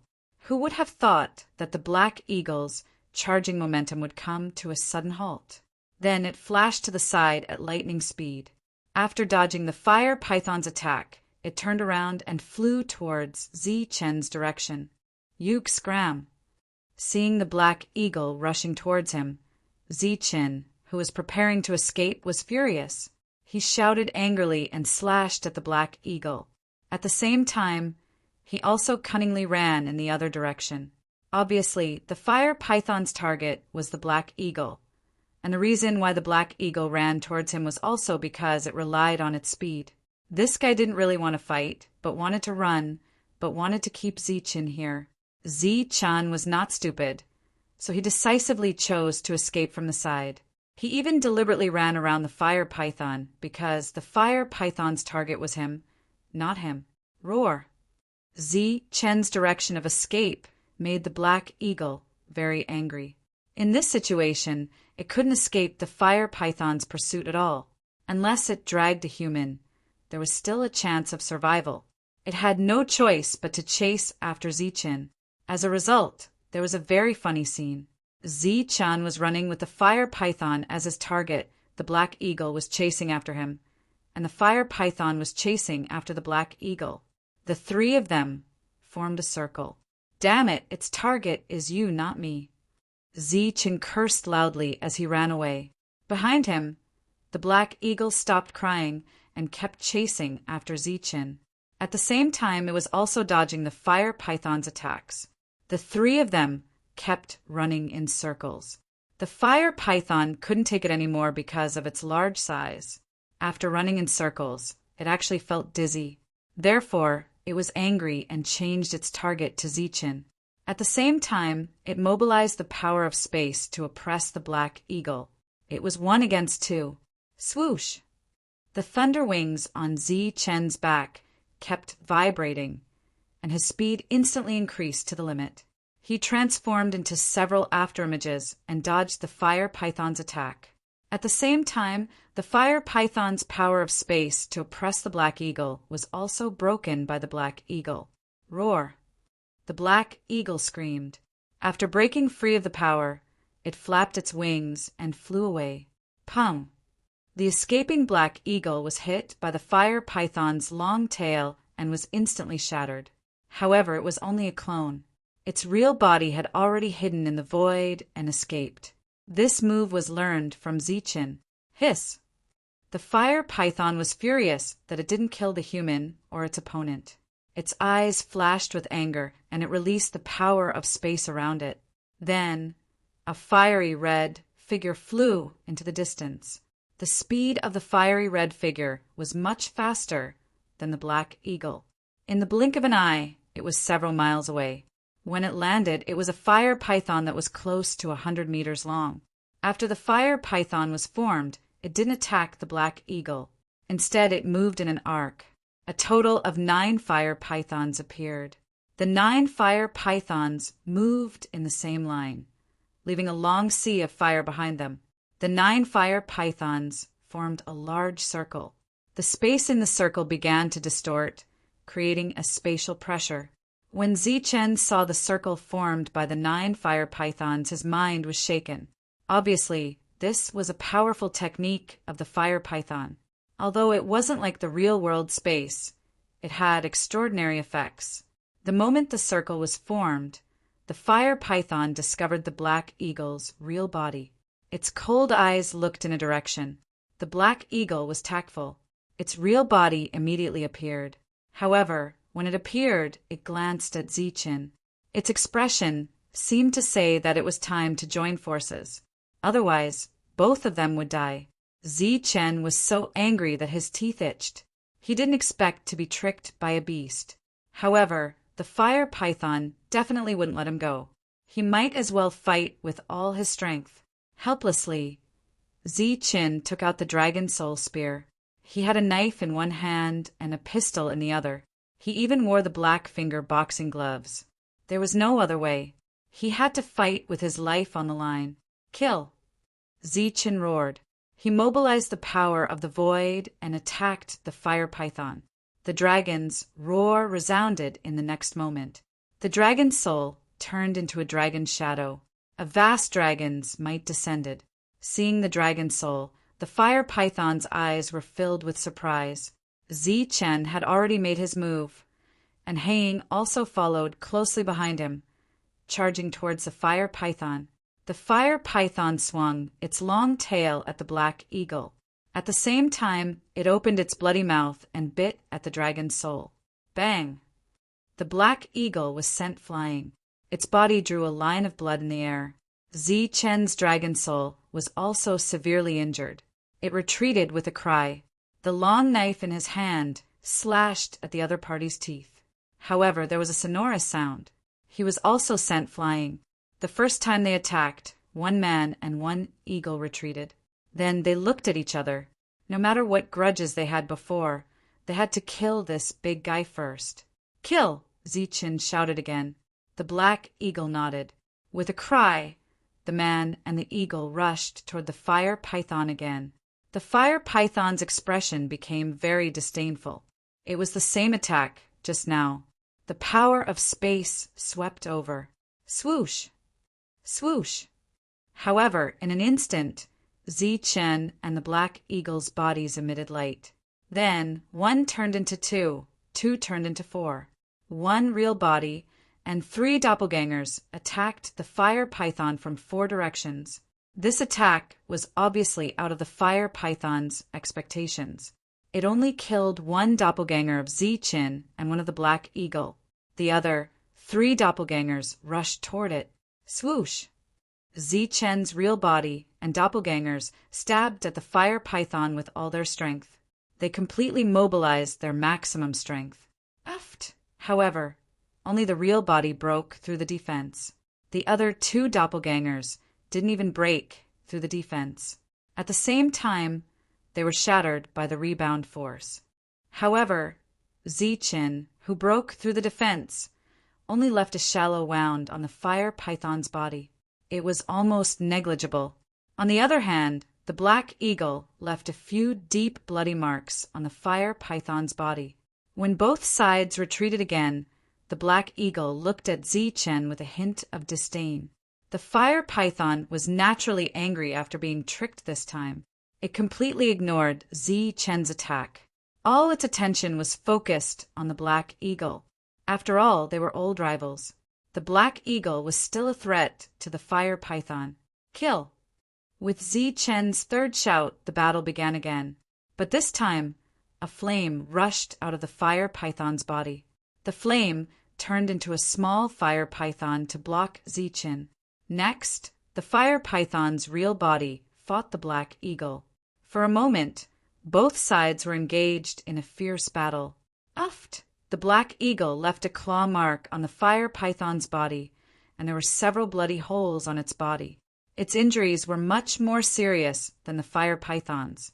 As for Ziqin, after fighting for a long time, he couldn't even kill a small fire python. He was directly ignored by everyone. The black eagle was sent flying again. It let out a high-pitched cry. It was questioning Ziqin. Ziqin could understand it. It was questioning Ziqin why he didn't use his full strength. Ziqin didn't say anything. He held his saber and attacked again. However, he was still evenly matched with the small fire python. Uft! The black eagle was seriously injured again. It was sent flying again and again. It couldn't defeat the fire python at all. The fire python seemed very proud. It kept hissing as if it was laughing and mocking. "Ong," the black eagle questioned again. Its voice became weak. The fire python completely ignored Zichin and left its back to Zichin. It focused on dealing with the black eagle. At the same time, the black eagle was seriously injured. It also lost its vigilance. "Kill!" Zichin shouted again. It was the same shout as before, but the black eagle heard another meaning. Its eyes lit up. The black saber in Zichin's hand suddenly changed.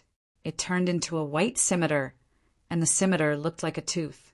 Zichin held the scimitar and started to mobilize the two types of essence force around him. These were the yin and yang essence force. They always existed, but they usually appeared separately. They would only appear together when he was in a desperate situation. The two types of essence force were injected into the scimitar. Zichin waved the scimitar and slashed at the small fire python. Chapter 1221. After killing the small fire python, Zichin's body glowed brightly. Two doppelgangers, one gold and one silver, appeared. The doppelgangers didn't have any void energy, only pure earth yuan energy. The two doppelgangers rippled with destructive energy. They followed Zichin and charged towards the fire python. At this moment, the fire python sensed that something was amiss behind it.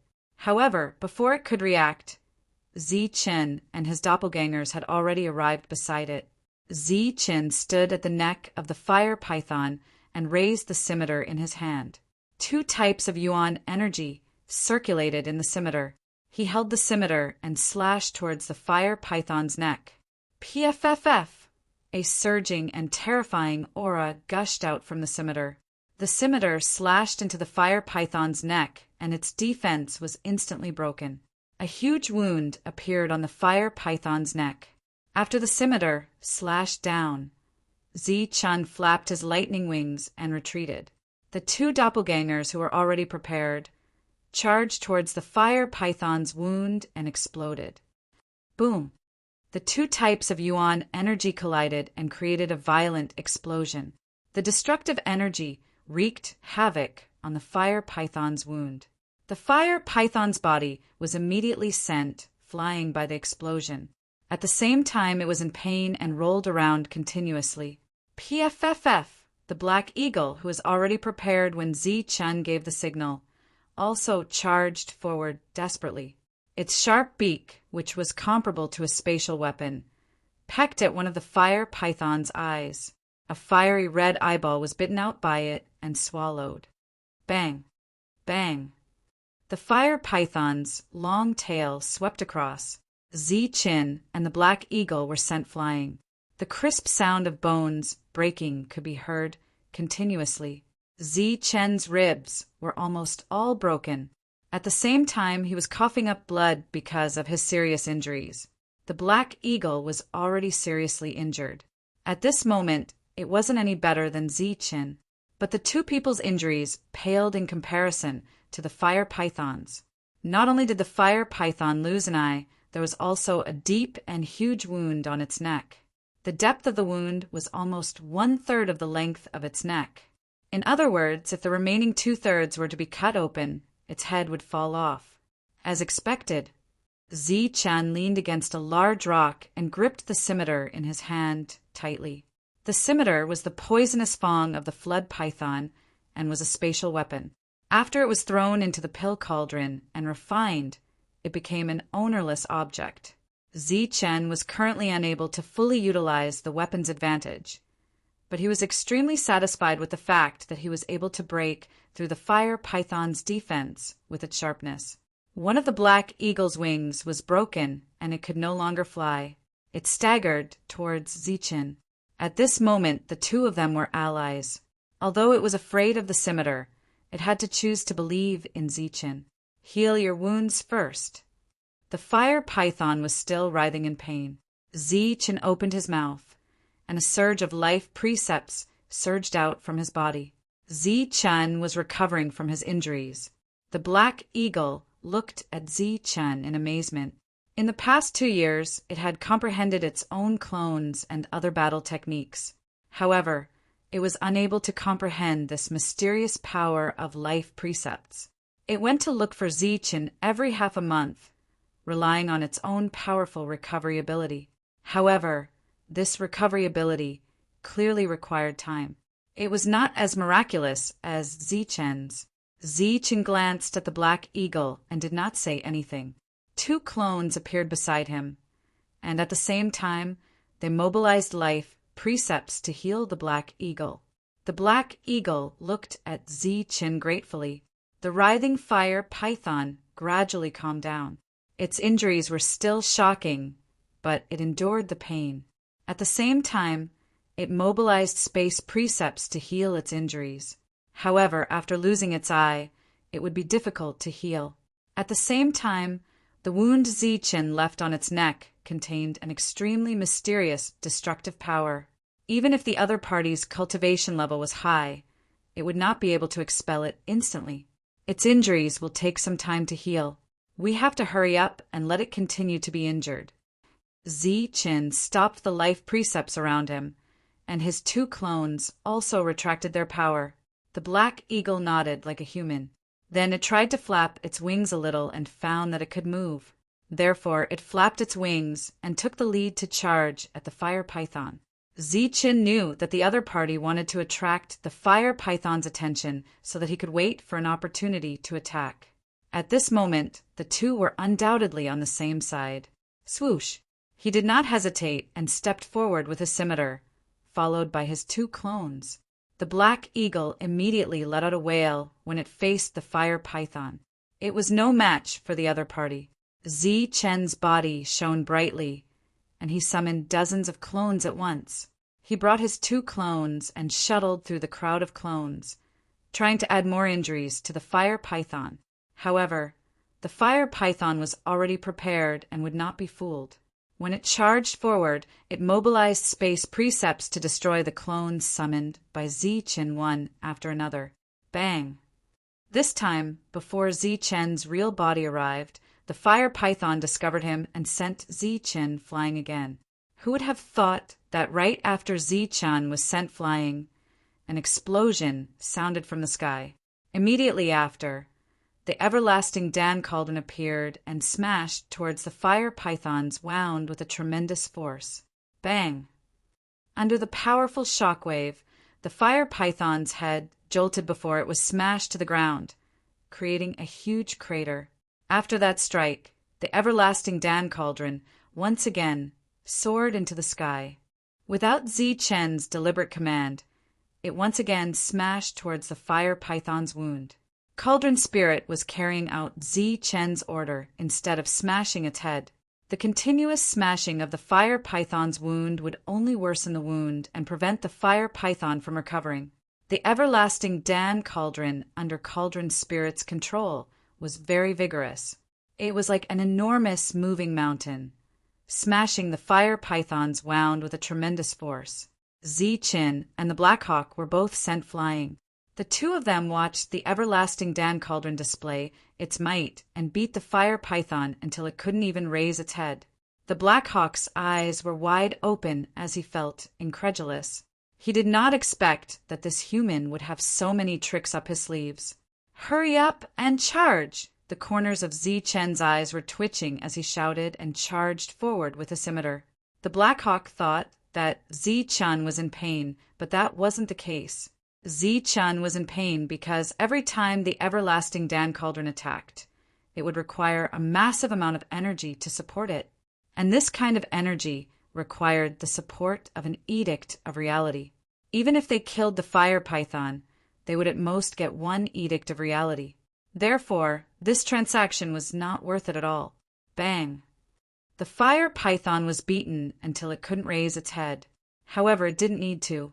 After it raised its tail, it mobilized the Edict of Space and sent the everlasting Dan cauldron flying. The everlasting Dan cauldron flew far away and hit a small fire python before bouncing back. The entire space was still in a sealed state. The fire python didn't need to use its eyes to know what was happening in its space. Therefore, after it sent the everlasting Dan cauldron flying, its tail quickly danced. After images appeared one after another as Zi Chen's doppelgangers were destroyed one after another. Soon after, his real body was found and beaten back. The everlasting Dan cauldron struck his chest once again. Zi Chen felt as if his organs were about to shatter. He fell to the ground and couldn't stand up for a long time. The Black Hawk's injuries were already more serious than Zi Chen's, so he was in an even worse state at this moment. He couldn't even move his body. The fire python indifferently glanced at the Black Hawk before its gaze once again landed on Zi Chen. The disdain on its face had completely turned into anger. A dense killing intent surged in its single eye. It gave up on killing the Black Hawk and turned towards Zi Chen. The void trembled as the everlasting Dan cauldron flew back and smashed towards the fire python. Poof! The fire python's tail struck the everlasting Dan cauldron. However, this time, the everlasting Dan cauldron did not fly away. On the contrary, the powerful impact caused the everlasting Dan cauldron to tremble in the air. Countless fireballs flew out from the everlasting Dan cauldron. Every fireball transformed into a fire dragon. The fire dragon roared and charged towards the fire python. The everlasting Dan cauldron was very powerful. It could refine most things in the world. However, the precondition was that they had to be inside the Dan cauldron. Even though the cauldron spirit had millions of ways to refine the fire python into a corporeal edict of reality, it could only do so when the fire python was inside the Dan cauldron. The fire dragon coiled around the fire python in an instant. This was done intentionally by the fire python. It wanted to absorb the energy of the flames, but discovered that it couldn't. Therefore, with a jolt of its body, waves after waves of spatial energy appeared and dispersed the fire dragons. During this period of time, Zi Chen could only stand up with great difficulty. It was impossible for him to counterattack or escape. He stood there and looked at the fire python. He was very unwilling to accept this outcome. But so what if he was unwilling? Without strength, Zi Chen could only choose to die standing. He was furious and unwilling to accept this outcome. The energy in his abdomen was surging. However, due to his severe injuries, he was unable to control this energy. The everlasting Dan cauldron rushed over in an attempt to rescue Zi Chen. However, it was of no use. This was the space controlled by the fire python. The fire python could detect every movement of the everlasting Dan cauldron. Every time the everlasting Dan cauldron stepped forward, he would be sent flying by the fire python's tail. The fire python gradually closed in on Zi Chen. There seemed to be a trace of a cruel and sinister smile in its icy cold eye. Zi Chen looked at the fire python with unwillingness. He wanted to counterattack, but was powerless. The yuan energy in his abdomen was boiling. The fire python opened its bloody maw, revealing a few venomous fangs and its forked tongue. In the next moment, it was about to swallow Zi Chen into its stomach. However, before it could bite down, an aura suddenly surged out of Zi Chen's body. Within this aura, there was also an extremely powerful suction force. This suction force extended in all directions like tentacles, as if it was searching for an indescribable energy. Unable to find it, it continued to extend until it reached the area sealed by the small fire pythons. This energy instantly penetrated the seal. Then, the 9 small fire pythons immediately dissipated and returned to the real world. The tentacles had found the energy they were looking for. Waves of destructive energy converged towards Zi Chen from all directions. Within this destructive energy, there was also a strong life force. The destructive energy increased Zi Chen's realm, while the life force rapidly healed Zi Chen's severely injured body. This was Zi Chen, under the immense pressure of life and death. He finally broke through the barrier and reached the late stage of Earth Prime. The fire python in front of him had broken through the seal of space due to the destruction of the natural order, causing him to be seriously injured again. His expression became pained. After breaking through, Chen began to enter a state of full health. The rate of recovery of his injuries was not the slightest bit weaker than the flames of life. His injuries were almost completely healed as soon as he broke through. The natural order energy in this space was dense enough. In addition to the strong suction force on Chen's body, it was enough to ensure that he could break through at the fastest speed possible. After breaking through, Chen possessed the combat strength of an advanced stage emptiness realm expert. Chapter 1222. Chen's breakthrough at the critical moment surprised the eagle and the python, but their expressions were different. The black eagle was surprised and pleasantly surprised, while the fire python was surprised and angry. After the breakthrough, Chen's injuries were healed. He held the spatial weapon in his hand tightly. He looked at the fire python again, his eyes calm. Hiss! The fire python, however, was hissing uneasily. It could sense danger from the humans. Chen held the blade with both hands and walked toward the fire python.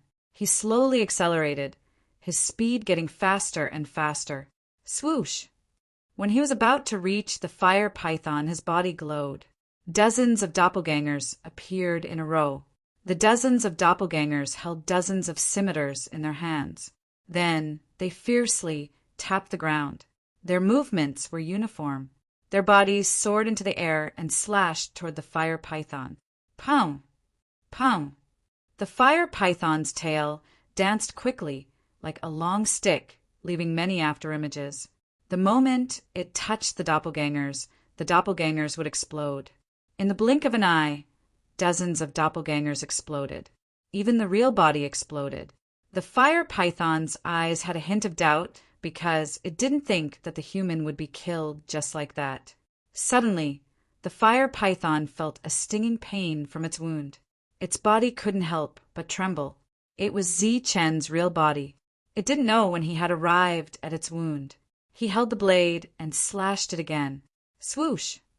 Swoosh! The power of this slash wasn't 100%. Therefore, after Chen slashed, he still had the strength to use his extreme speed. He took advantage of the fire python's counterattack and dodged the attack. Boom! The fire python's attack missed. The alchemy cauldron was controlled by Chen. It fell from the sky and continued to smash the fire python's wound. The spatial seal was broken. The severely injured fire python's perception was greatly reduced.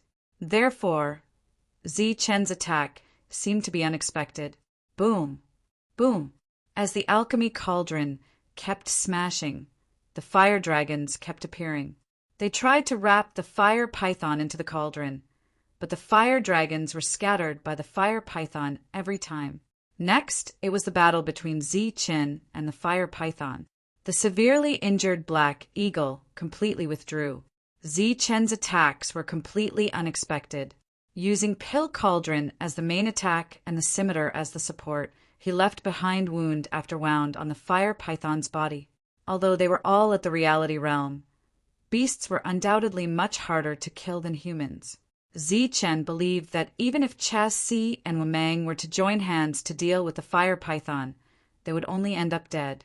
The spirit-level fire python was very strong. Chen didn't know if it could defeat a human realm expert, but an ordinary reality realm expert wouldn't be able to do anything to it. Today, he and the Black Hawk had joined forces to severely injure the other party. It was purely because the other party had been careless. If the fire python had been more careful and cautious, Chen and the Black Hawk would definitely have died. Pooh! The scimitar once again stabbed into the fire python's wound, and its destructive power rushed into the fire python's body through the wound. At the same time, the two clones exploded with a loud bang. The fire python hissed and took the initiative to attack Chen. When the other party attacked, Chen would begin to dodge and let Pill Cauldron take the lead. Once the other party attacked Pill Cauldron, Chen would raise his scimitar and take the lead with his clones. This battle was very difficult and lasted for 3 days. Chen forcibly exhausted the heavily injured fire python until it was on the verge of death. The fire python's movements became sluggish and its spirit weakened. Its reactions to each attack were very slow, but they were full of power and were very dangerous. Go to hell! Finally, Zi-Chun seized the opportunity and flashed onto the fire python's back. He raised his scimitar high once again, and a dazzling light emitted from it. Zi-Chun raised his scimitar and brought it down. The scimitar fell heavily, and the blade light appeared once again, cutting into the fire python's remaining flesh wound and chopping off its head. The moment its head was chopped off, the fire python temporarily lost its strength. Many fire dragons immediately rushed out from Pill Cauldron and swept the fire python's head and body into the cauldron. Clang! Following the sound of a lid closing, Zi-Chun also lost his strength in an instant. He collapsed to the ground, panting heavily. After 3 days of battle, he had cut the same wound on the fire python nearly 100 times. With the help of his 2 clones, he finally chopped off its head. Boom! Boom! Although its head was chopped off, the fire python did not die. At this moment, it was still causing a ruckus in Pill Cauldron, causing it to constantly shake. However, as long as it entered Pill Cauldron, it would be impossible for it to come out again without external help. The fire python was finally dealt with. It took a lot of effort, but it did not mean that the danger was over. Black Eagle was still heavily injured, but after 3 days of recovery, it was able to fight again. On the other hand, Zi-Chun had used up too much energy. Although his injuries were lighter, he had lost the ability to fight. He turned his head to look at Black Eagle. Black Eagle also looked at Zi-Chun with a complicated expression. One man and one eagle looked at each other, but they did not make a move. Black Eagle could not speak, so the silence was naturally broken by Zi-Chun. He said, "All right, let's reconcile." Black Eagle was confused at first, but after understanding Zi-Chun's meaning, it nodded. After that, there was silence again. Zi-Chun began to recover from his injuries and replenish his energy. Black Eagle was also recovering from its injuries. Not far away, the everlasting Pill Cauldron would occasionally vibrate. 2 days later, Zi-Chun opened his eyes. His injuries were completely healed. On the other hand, Black Eagle was still recovering with its eyes closed. Zi-Chun did not leave immediately. Instead, he sat by the side and began to think about what to do next. What should he do next? Although he knew that he needed to find resources, he needed to find a way to cultivate. Suddenly, Zi-Chun thought of something. The Pill Cauldron no longer vibrated. The fire python had completely disappeared from this world. Before it left behind some python meat, a few teeth, and a piece of reality law. The heavily injured Black Eagle gradually fell into a deep sleep. It slept for more than a month. Clearly, it was heavily injured this time. In the end, Black Eagle was awoken by the smell of meat. Zi-Chun was sitting on a large rock and roasting a large piece of python meat. The cauldron spirit had specially left a large piece of python meat for him. It was full of energy and was very beneficial to his body. Roar! Black Eagle had basically recovered from its injuries. After examining the meat, it screeched at Zi-Chun. Its eyes were filled with gratitude. Zi-Chun turned around and smiled at Black Eagle. Then he threw the cooked python meat to Black Eagle. Black Eagle caught it and swallowed it in one gulp. "You didn't even chew it. What a waste," said Zi-Chun smilingly. Black Eagle stood up and walked towards Zi-Chun. Zi-Chun continued to roast the meat. Without turning his head, he asked, "What do you plan to do next?" Black Eagle stood beside Zi-Chun. There was a trace of confusion in its eyes. It was a war beast, not a human. How could it have any plans? Zi-Chun took a glance at Black Eagle. He saw the expression on Black Eagle's face. After thinking for a moment, he said, "Since you don't know what to do, why don't you follow me?" Black Eagle looked at Zi-Chun vigilantly. Zi-Chun smiled and said, "Don't misunderstand. I just want to cooperate with you because you are fast, even faster than me. So far, you are the fastest one I have ever seen." Black Eagle did not let down its guard because of Zi Chen's explanation. Black Eagle was indeed very fast. If it wasn't targeted by the fire python immediately, it would have been able to escape by relying on its speed. Unfortunately, the fire python's target was Black Eagle. It might have appeared after sensing Black Eagle's aura. Therefore, under such circumstances, Black Eagle couldn't have escaped by itself. I didn't hold it against you when you schemed against me. I even protected you and allowed you to heal yourself. You should know that I mean you no harm. Zi Chen looked at the barbecued meat in front of him and then carefully flipped it. You took more than a month to heal yourself this time. If I had any ill intentions towards you, you would have died hundreds of times already. The vigilance in Black Eagle's eyes disappeared and turned into gratitude. It was indeed very grateful to this human in front of it because he had saved its life. The barbecued meat in front of him gradually changed color. Zi Chen roasted it even more seriously. From time to time, he would use the white scimitar beside him to make 1 or 2 cuts on the meat to let the fat flow out. I want to go out and do business with other humans, but this business will be a little dangerous. I hope that the 2 of us can cooperate. Once danger occurs, you can take me away. Of course, since it's a cooperation, I will give you a reward. After the matter is done, I will give you 30% of the profits.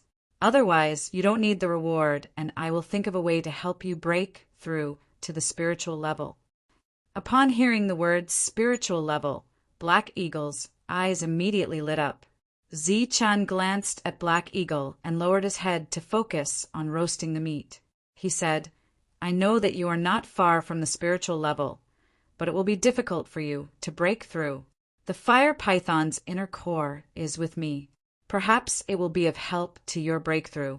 Furthermore, I have 2 complete true realm cores with me. Black Eagle's eyes became brighter and brighter, but Zi Chen changed the topic and said, But I can't give it to you now because I need your help. Once I give it to you, you will have to go into seclusion, and I don't have the time to wait for you to go into seclusion. Zi Chen's words were very clear, and Black Eagle also understood. Zi Chen's meaning was that Black Eagle would follow him and help him do things. After that, he would give it something. Without any hesitation, Black Eagle immediately nodded. Most importantly, once Black Eagle broke through to the spiritual level, it might not make a deal with Zi Chen. Furthermore, Black Eagle would be even stronger after breaking through to the spiritual level. Zi Chen did not have the means to subdue it. All right, let's rest for a few days and then set off. The roasted meat in front of him had already turned golden, and the fragrance had already dissipated. After Zi Chen sprinkled the condiments, he cut a large piece for himself and placed the rest to the side. He said, This thing has to be chewed to taste it. As he spoke, he did not care whether Black Eagle knew how to chew or not. He chewed in big mouthfuls, then took out a bottle of wine and drank as he ate. Zi Chen and Black Eagle stayed here for another 5 days. 5 days later, Black Eagle left with Zi Chen. Why Black Eagle? Because Zi Chen did not know where he was. Black Eagle left the forest with him. Next, Zi Chen needed to find a human tribe and think of a way to trade for some resources. Chapter 1223.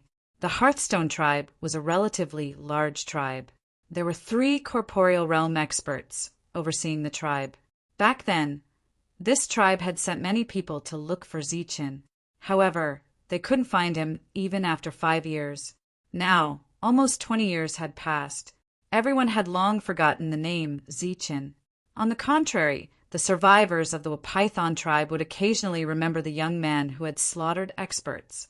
Every time they thought of him, they would feel a chill in their hearts. Zi Chen had an impression of the Hearthstone tribe. He had heard the conversation between the 2 emptiness realm experts. They were from the Hearthstone tribe. He had been in the Hearthstone tribe for more than 10 days. During these 10 days, he sat on the back of the Black Eagle almost every day and observed the terrain and distribution of the Hearthstone tribe. He was here to make a deal. However, he had to know the enemy as well as himself. As a tribe with 3 corporeal realm experts, the Hearthstone tribe was naturally very large. It had more than 10,000 people. The more people there were, the more resources there were. 300 li south of the tribe, there was a large fruit orchard. Its area was more than 3 times the size of the original Python tribe. There were many emptiness realm experts guarding the area. There were also Earth Prime experts cultivating in the orchard. Apart from that, there was a small fruit forest 100 li south. There were about 100 fruit trees in the forest. However, the fruit trees were clearly taller and more mystical. This was the emptiness realm fruit tree.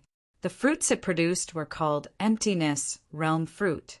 Its effect was similar to that of an emptiness realm precept fragment.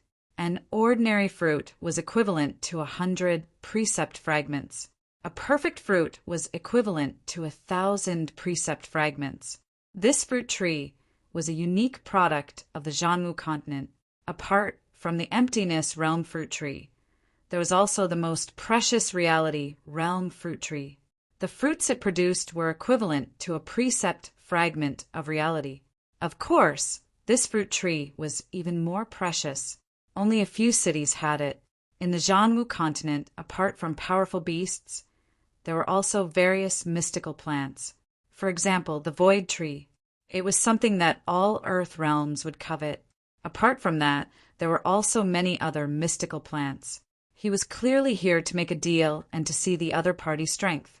However, Zichen was extremely interested in the other party's precept tree and emptiness realm tree. His purpose was obviously not pure. The 3 emptiness realm experts rarely appeared. Everything was managed by the emptiness realm experts. After hiding for a month, Zichen saw an emptiness realm expert leaving on a flying boat.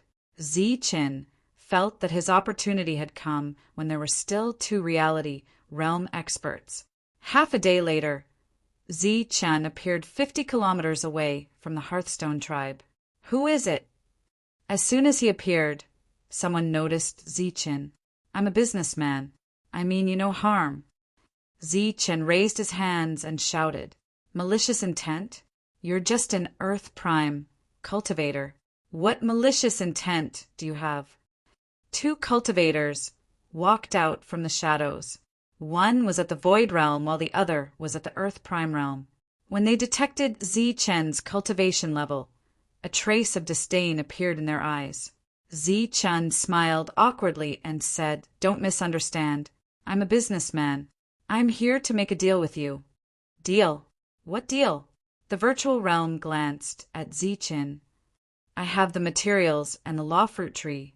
I'm here to do business with your tribe," Zichen said again. "The rule fruit tree." Emptiness realm's expression changed. Di Yuan, who was beside him, exclaimed, "Yes, it's a very strange law fruit tree. It's a mutated species and costs 2,000 each." Emptiness realm frowned and said, "What law fruit tree? It costs 2,000. One had to know that an ordinary law fruit tree only cost 1,000. This was because it could only produce 200 at a time. If one bought it for 1,000, it would take 500 years to earn back the cost. Zichen waved his hand, and a law fruit tree appeared out of thin air. There were dozens of law fruits on it, and nearly 30 of them were close to perfection. A perfect law fruit contained a complete law, which was 10 times more than an ordinary law fruit. However, one tree could only produce 9 fruits. This was common knowledge. However, the one in Zichen's hand had clearly broken this common knowledge. Di Yuan's eyes lit up when he saw the law fruit tree in front of him. He looked at Zichen with an unfriendly gaze. Zichen looked at Di Yuan and said disdainfully, "Why? Do you want to snatch it? Since I'm here to trade with you, I'm not afraid of being robbed. Come and try if you have the ability." Di Yuan's expression instantly turned ugly. Emptiness realm frowned again when he saw Zichen so calm. He suppressed the evil thoughts in his heart. "Go and talk to your tribe. I have a lot of law fruit trees. Find someone who's important." Zichen said coldly to Diyuan. Zichen's attitude was tough. This made the two of them even more afraid to touch him. After looking at each other, Diyuan went back while Emptiness Realm stayed here. After Diyuan left, Emptiness Realm said, "Since it's a trade, why don't we go to the tribe?" Zichen said indifferently, "No, it's safer here." Emptiness Realm obviously didn't understand the meaning of Zichen's words. Not long after, 3 figures appeared on the horizon. It was Diyuan and 2 Emptiness Realm experts. The 2 Emptiness Realm experts saw the law fruit tree from afar.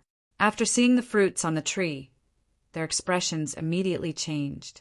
The 2 of them came forward. One of them asked, "Are you the one who wants to trade with us?" Zichen glanced at the other party. He immediately looked unhappy and said, "Do your words have any effect?" The Emptiness Realm expert also looked unhappy and said, "Of course they do."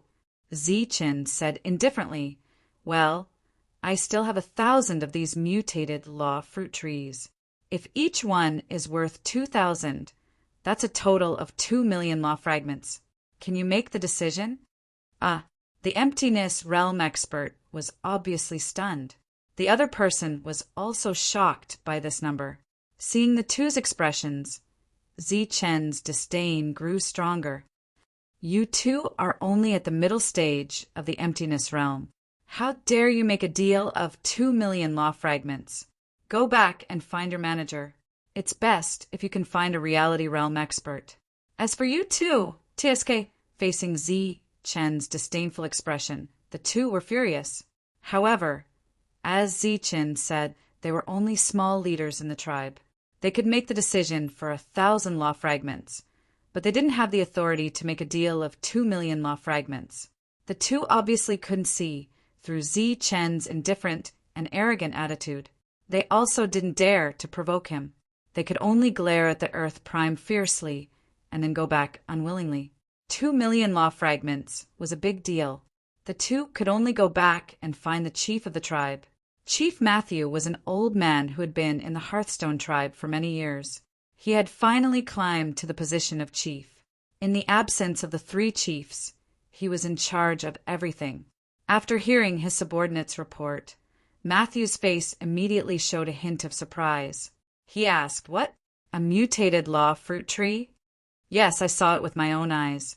There were more than 30 near-perfect law fragments on each tree." Matthew's eyes flashed. He asked how many did he have? How many people did he send? He said that he had 1,000 of them. He asked for 2,000 law fragments per tree.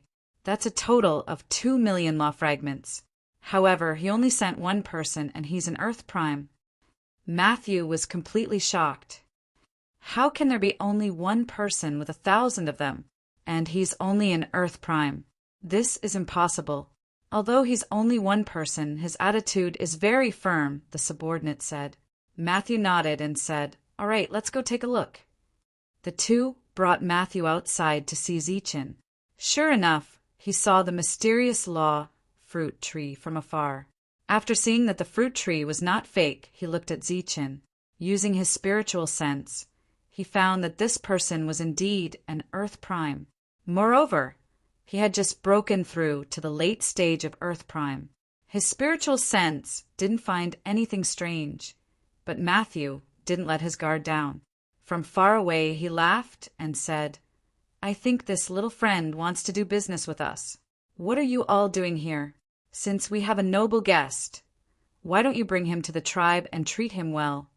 Zichen glanced at Matthew, waved his hand, and said, "No, it's better to do it here. After all, the business is big. It's safer here." Matthew smiled and nodded, but he was thinking about the meaning of these words in his heart. At the same time, he subconsciously glanced around. Finding nothing unusual, Matthew said, "It said that you have 1,000 of these things. I wonder if you can let this old man take a look." Zichen said lightly, "Of course you can take a look, but I'm afraid it's impossible to see 1,000 of them at once. However, I'll let you see a few dozen of them." With that said, Zichen waved his hand, and many law fruit trees appeared around him. Some of the law fruit trees were full of law fruits, while others were empty. Little friend, what's the meaning of these? Seeing the empty law fruit trees, Matthew asked puzzledly. Zeechin explained, I'm taking them out because I want to tell you that not every one of the law fruit trees on my body bears fruit, because there are a lot of them. I've refined them all to improve my realm. But I can tell you that they are all of the same species. Zeechen's words naturally couldn't convince Matthew. Immediately after, he waved his hand and dozens of law fruit trees appeared, some with law fruits and some without. Seeing nearly 100 law fruit trees, more than half of which were of a variant variety, they also believed Zeechen's words. But for a while, Matthew didn't express his opinion. Zeechen glanced at Matthew and said, I have 1,000 of these things on me. Each one is priced at 2,000, so the total is 2 million. If you can't eat it all, then you can have as many as you want.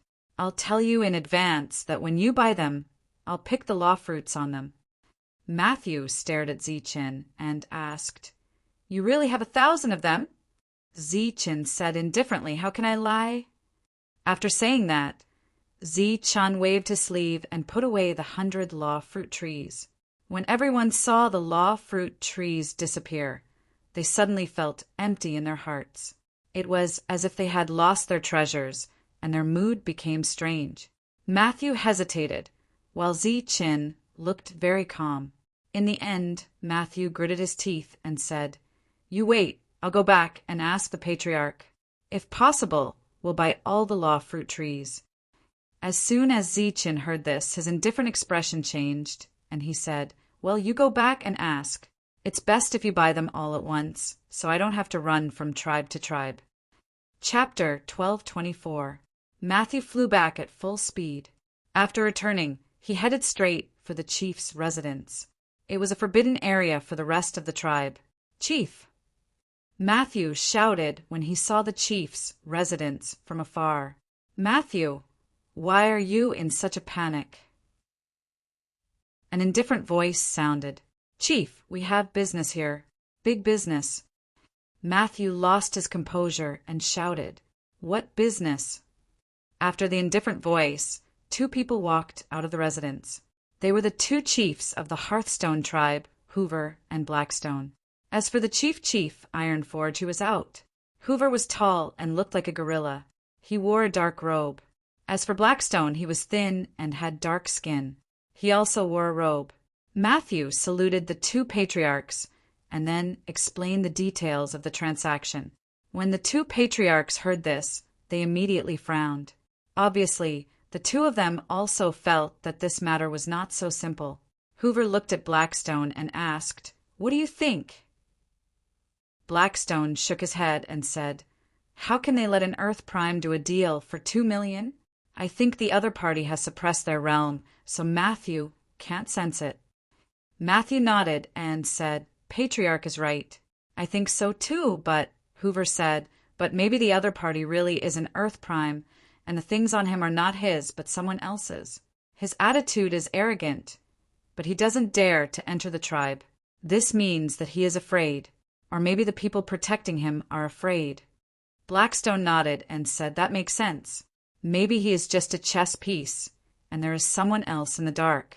But this person doesn't dare to enter our tribe, so he shouldn't be very strong.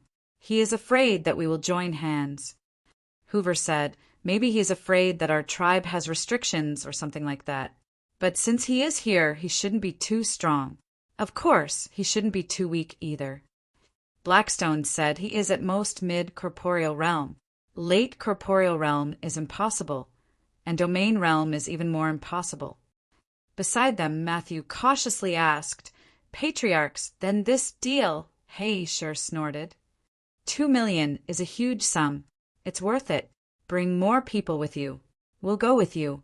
If he's really just an Earth Prime, then surround him. We want to see who's playing tricks. Matthew immediately nodded and went out to call for help. Soon, he called over dozens of emptiness realm experts. Among them, 2 clan leaders were also among the emptiness realm experts. They wanted to find out what was going on. Matthew didn't know that Zeechin already knew that he had just left the tribe with his men. He had already begun to sneer in his heart. Sure enough, once 1,000 mutated fruit trees appeared, no one would not be tempted. At the same time, with a wealth of 2 million, naturally, no one would be willing to use the normal method to trade. In this lawless world, snatching was human nature. Ziqin could completely understand and empathize with the other party. Matthew arrived with dozens of emptiness realm experts. He shouted from afar, "Young friend, I've gone back and discussed with the Patriarch. The Patriarch said that we can buy all of it, but we still need to discuss the price." Ziqin glanced at the virtual realm behind Matthew. He shook his head and said, "The price is non-negotiable. If you want it, then buy it. If you don't want it, then I'll find another buyer." Matthew stepped forward and chuckled. "Young friend, you're treating us as outsiders. Even if we can't do business, we still have benevolence and righteousness." Ziqin sneered. "Benevolence and righteousness? You brought dozens of emptiness realm experts here. Do you think I'll believe your benevolence and righteousness?" The smile on Matthew's face didn't diminish. He explained, "It's a misunderstanding, young friend. These people just want to see the mutated fruit trees." Ziqin looked at the group of cultivators again. He pursed his lips and said indifferently, "I'm sorry, but I don't want to take them out." Since the other party had exposed their purpose, he naturally had to cooperate. Matthew said, "I know this. Don't worry, we won't make things difficult for young friend." Ziqin nodded, and then he didn't speak any further as he swept his gaze towards the surroundings. After a short moment, he lowered his head and didn't speak a single word. A voice sounded in Matthew's sea of consciousness. "He looks calm, but he's actually very nervous. You don't have to worry about him. He's just an earth essence, realm, cultivator. He's not hiding his strength." Matthew felt reassured when he heard this. He asked, "Young friend, we really want all of them. The price is really non-negotiable." As soon as Matthew finished speaking, the surrounding emptiness realm experts took a step forward. An invisible pressure pressed on Ziqin. Ziqin's eyes flashed with a hint of panic. He subconsciously looked in a certain direction and said, "Naturally, there's no negotiation. If you want them, then take them. If you don't want them, then forget it." Obviously, at this moment, everyone could see that Ziqin was a little unnatural.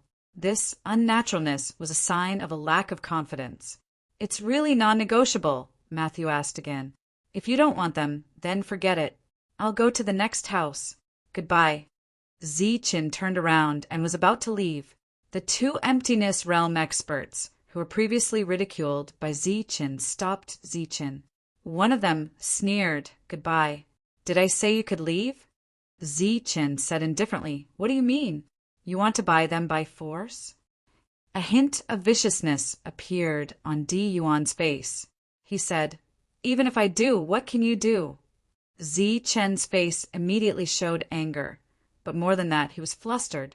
He took a deep breath and said, "Of course, I won't sell them if you force me to, but the price is negotiable." As he spoke, Ziqin looked into the distance from time to time. "He's stalling for time. I guess the person protecting him isn't here. You deal with everything. We'll go further and investigate." Blackstone's voice sounded again. Matthew said telepathically, "What should we do?"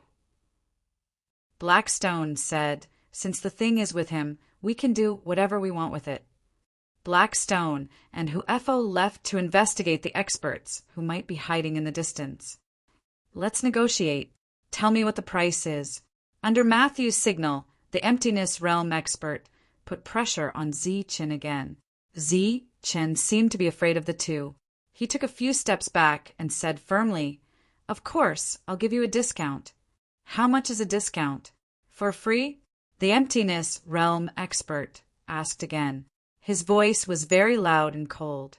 The other emptiness realm experts around them had mocking expressions on their faces. They thought that this person was very arrogant, but they didn't expect him to be a coward. "Free? What do you mean?" Ziqin's expression changed. The emptiness realm expert said coldly, "Don't you know what I mean? Free means free. There was laughter all around. Obviously, the group of Emptiness Realm experts saw that Ziqin didn't have any confidence. Ziqin sneered in his heart. Black Eagle was reporting the location of the 2 Emptiness Realm experts to him. Free? I have 1,000 fruit trees, worth 2 million. I'll give them to you for free. Who do you think you are? Ziqin suddenly became tough. You have to give them to me, even if you don't want to. If you give them to me, we can become friends, the Emptiness Realm expert said again. Friend? You don't deserve to be my friend. Even if I gave you something worth 2 million, would an idiot like you dare to accept it? Ziqin's sudden display of toughness made the Emptiness Realm's expression unnatural. Idiot. Ziqin glanced at the Emptiness Realm expert disdainfully, then turned to look at Matthew and said, I'll give them to you for free. Do you dare to take them? Matthew smiled faintly and said, Yes, why wouldn't I dare to take them? Ziqin nodded and said, Good, very good. Then he looked around him. What are you looking for? Help? Matthew asked. Ziqin shook his head and said, I'm not looking for anything. I'm just counting the number of people. Number of people? Yes. I'm counting how many of you there are. After killing you, will the wealth I get be enough for me to come all the way here? Matthew's expression changed. He suddenly had a bad feeling in his heart. However, the 2 patriarchs didn't send any messages. Obviously, nothing unusual had happened. However, this Earth origin expert in front of him suddenly became tough. Where did his confidence come from? Matthew didn't know, and neither did the people around him. Matthew signaled the 2 Emptiness Realm experts behind him to attack. It was the Emptiness Realm expert again. He patted Ziqin on the shoulder and said indifferently, Boy, unfortunately this time the Emptiness Realm expert didn't show off because the Black Eagle told him that the 2 Reality Realm experts had gone far away. Therefore, the moment the Emptiness Realm expert attacked, Ziqin also attacked.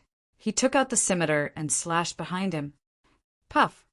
Before the Emptiness Realm expert could finish his words, his head was separated from his body. At the same time, his spiritual consciousness was destroyed by Ziqin. Blood spurted out and sprayed on the Emptiness Realm expert next to him. The sudden scene stunned everyone. Ziqin held the scimitar and glanced at the crowd with cold eyes. He said indifferently, So be it. There are so many of you. Why don't you just do it? What are you waiting for? As soon as he finished speaking, Ziqin slashed again and beheaded the 2nd Emptiness Realm expert. In the blink of an eye, 2 people had died. The others also came to their senses. No one was surprised that Ziqin killed the 2 Emptiness Realm experts because it was unexpected. As for his own strength, no one took it seriously. But then a strange scene appeared. They saw a small Earth Prime stage cultivator's head fly with a single slash of a scimitar. Everyone present was an Emptiness Realm expert. Naturally, the one who was killed was also an Emptiness Realm expert. However, the other party was only an Earth Prime stage cultivator. 1 slash, 1 kill. Blood spurted out and heads flew high. The group of Emptiness Realm experts gradually turned from confusion to shock. Some of the Emptiness Realm experts, who were obviously prepared, were also killed with a single slash. Not good. Kill him quickly. Let's kill him together. The group of Emptiness Realm experts shouted and then charged toward Ziqin. Ziqin dodged several attacks and slashed again with the scimitar in his hand. Puff, puff, puff. One by one, heads were chopped off and flew high. No one could dodge Ziqin's attack. As long as he slashed with his scimitar, an Emptiness Realm expert would die. Who the hell is this person? Looking at Ziqin, who was like the god of death, Matthew was shocked to the extreme. As expected of an old man, he was quick-witted. As he commanded the crowd to charge forward, he retreated and then sent out a signal. Boom! As soon as the signal exploded in the sky, Ziqin passed through the crowd. Several heads flew high. Ziqin arrived in front of Matthew. You Matthew was shocked. He opened his mouth as if he wanted to beg for mercy. Chapter 1225. Matthew's head was chopped off with a single slash. As the chief supervisor of the Hearthstone tribe, Matthew was naturally extremely powerful. He was the fourth strongest expert in the tribe, second only to the 3 tribe chiefs. He was also the strongest emptiness realm expert in the tribe. However, as long as one was an emptiness realm expert, they were all the same in Zichen's eyes. Whether it was an emptiness realm early, emptiness realm late, or emptiness realm peak, emptiness realm expert, they were all killed with a single slash from Zichen. After Matthew's head was chopped off with a single slash, the expressions of the remaining survivors became incomparably horrified. At this moment, they were finally frightened and began to flee. They were not fleeing randomly. Instead, they were fleeing towards the location of their tribe. In their hearts, that was the safest place. That was because there were nearly 10,000 experts there. Coincidentally, Zichen was also heading there. Zichen advanced, killing one with a single slash. Wherever he passed, emptiness realm experts would fall. Behind Zichen, fire dragons appeared one after another. These fire dragons flew towards the corpses and brought them back into the cauldron. In the sky, the black eagle had already become an inconspicuous black. However, its vision was as terrifying as its speed. When it saw the massacre below, its expression was also greatly shocked. Roar. Because it was very far away, it could only use its voice to remind Zichen that the 2 realms were on their way back. Zichen knew that time was of the essence. Therefore, the lightning wings appeared on his back, and he charged towards the Hearthstone tribe. What followed next was naturally a massacre. At first, those who did not believe that a mere Earth Prime expert could have such means were convinced the moment Zichen charged in with a slash of his blade. Roars, screams, wails, all kinds of sounds rang out after Zichen arrived. However, Zichen did not say a word. He simply swung his blade and slashed, just like how there were no rules in this world. Zichen was already very understanding of the actions of these people who wanted to forcefully seize his tree of laws. He was understanding of the other party. Therefore, at this moment, his massacre seemed very normal. It was very natural, and he had a clear conscience. Kill.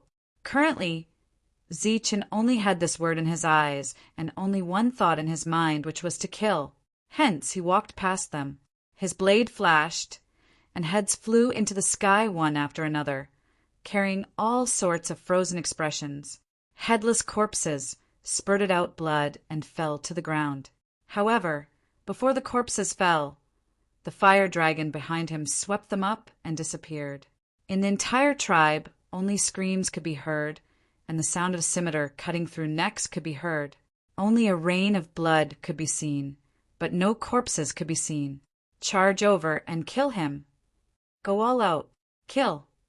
Of course, there were still people in the tribe who were not afraid of death. They were all leaders. They gathered their emptiness realm experts at the fastest speed and then launched wave after wave of powerful attacks at Zichen. 9 lightning deaths. Zichen flapped his lightning wings, displaying extreme speed as he dodged one attack after another before charging towards the group. The 9 fleeting thunderbolts were even faster than the Black Hawk at close range. At this moment, it was even more effective. The group of emptiness realm experts screamed in fear and retreated one after another. Zichen was very strong, but as long as they did not let him get close, their lives would not be in danger. Swoosh! Before they could get far, an emptiness realm expert appeared and enveloped them. Zichen was enveloped by an emptiness realm expert, so when everyone worked together, his emptiness realm was quickly shattered. However, within the group of people, several people were killed in a short period of time. Zichen was simply killing. He had extreme speed, strong attack power, and unparalleled defense. It was not easy for 1 or 2 people to hit him, but they could not break through his defense at all. Zichen was killing very fiercely, but everyone became desperate. Zichen, he is Zichen. It is Zichin, the Zichin, who killed Wamang and Chaz. It is him, it is him. Zichen's fierce killing naturally attracted everyone's attention. Some of the people from the Wamang tribe recognized Zichin at a glance and exclaimed in surprise. Zichin looked in the direction of the exclamations and did not expect to see some familiar faces. He was immediately happy and flapped his thunder wings to chase after them. A moment later, these familiar faces were all killed. The entire tribe fell into chaos. Zichin was killing to his heart's content. Soon, the Black Hawk's cry came again, but this time to tell Zichin that the reality realm experts had arrived. Zichin was not willing to give up. He killed 2 more people and then began to retreat. Brat, stop. Stop right there. Zichin had retreated very quickly, but the 2 reality realm experts were not slow either. Although they did not see any corpses, they saw a lot of blood along the way. Now that they saw the chaotic tribe, they naturally understood what had happened and were immediately shocked and angry. Stay. Hey, Shur shouted coldly. He opened his reality realm and enveloped Zichin. Hu Fo also opened his reality realm and stared coldly at Zichin. The heavenly thunder wings flapped rapidly. Zichin instantly increased his speed to the limit. Everywhere he passed, he left behind many afterimages. Among the afterimages were many doppelgangers. The 2 reality realms merged, and Zichin's doppelgangers disappeared. His true body appeared from the void and then fled again. However, his true realm was only at the Earth realm. Therefore, the extreme speed of the 9 flashes of lightning was naturally unmatched by anyone at the same level.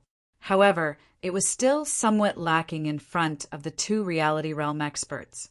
After discovering that Zichin was fleeing, the 2 of them chased after him and got closer and closer to Zichin. Black Eagle. Zichin, who was running for his life, shouted. Ong! An eagle's cry came from the sky. Immediately after, a black dot appeared. The black dot swooped down rapidly and turned into a huge black hawk. Zichin immediately jumped onto the black hawk's back and hugged its neck. The black hawk began to flap its wings. In the blink of an eye, its figure disappeared between the heavens and the earth. The 2 reality realm experts kept chasing, but they didn't go far before they completely lost track of Zichin. Damn it, he got away. Shur was furious. Hu Fo frowned and stared at the place where the black hawk had disappeared. He said, Did you notice what carried the human away? It should be a monster beast. No, it should be a flying war beast. Shur said unhappily. It was obvious that they had been played by this human this time. It was indeed a war beast, but it was definitely not an ordinary one. It should be a storm eagle. Hu Fo said. Shur's expression changed when he heard this. He lost his composure and said, What? A storm eagle? How is that possible? A storm eagle's speed is top-notch and it's wild and untamed. How could a human tame it? Hu Fo shook his head and said, I'm not sure. I'm just guessing.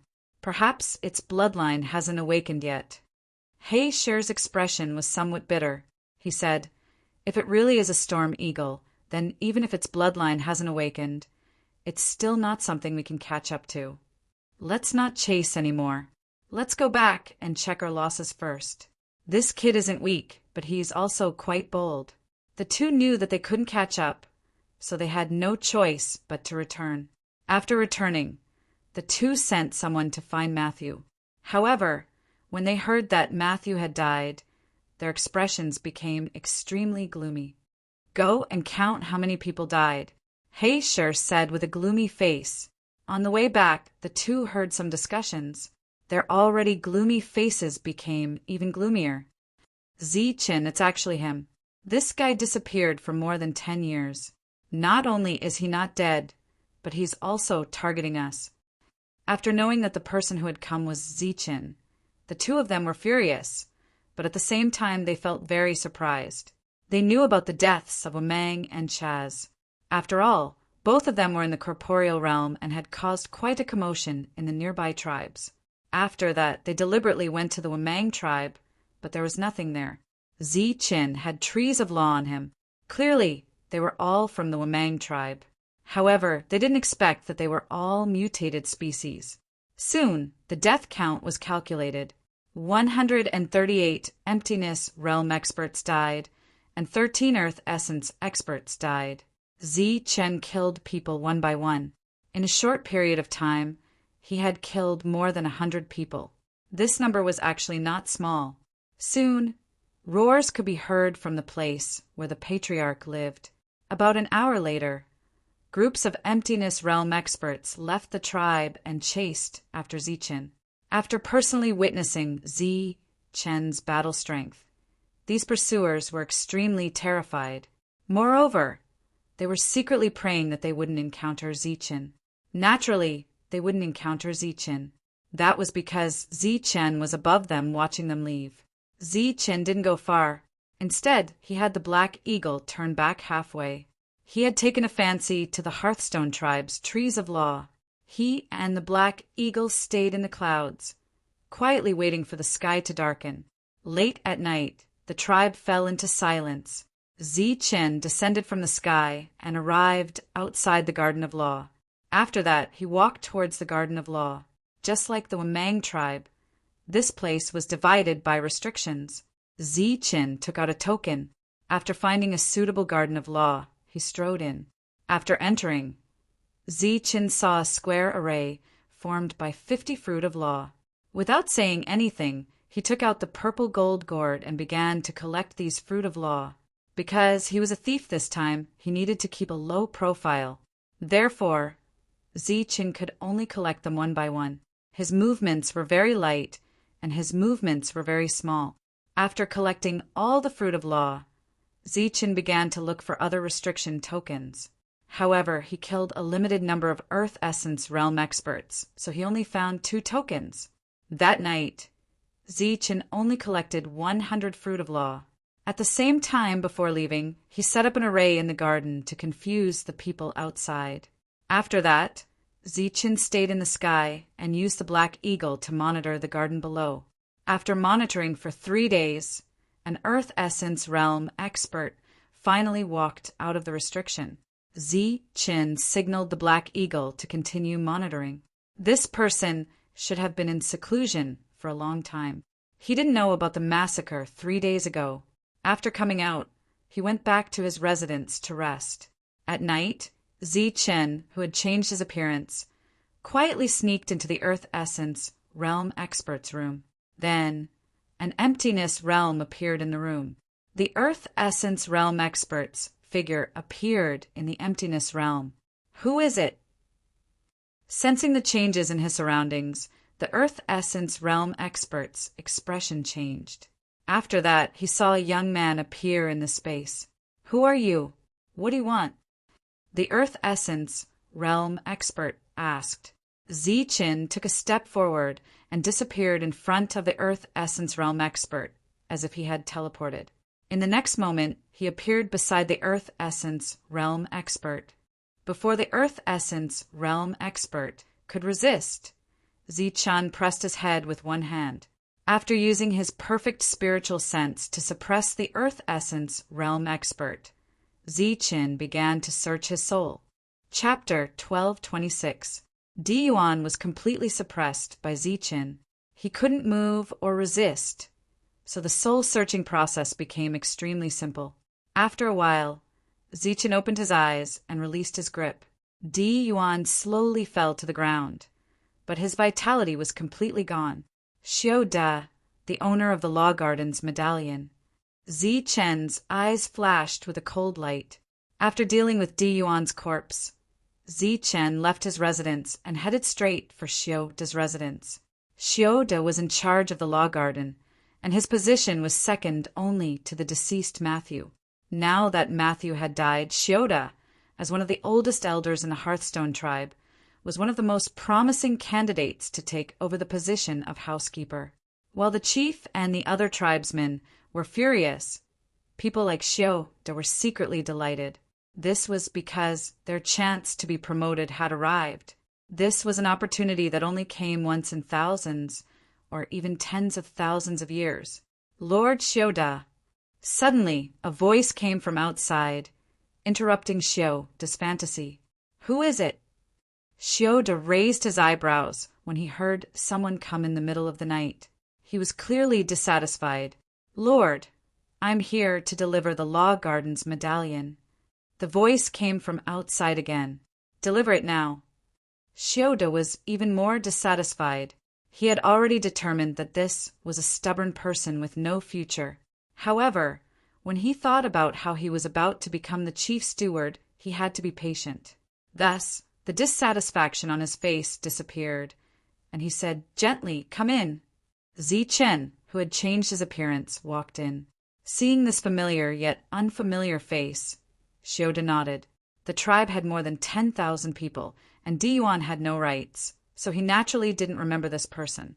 Zichen searched his memories and naturally remembered this person. This person was Xiaoda, but he still wanted to confirm, "Lord Xiaoda."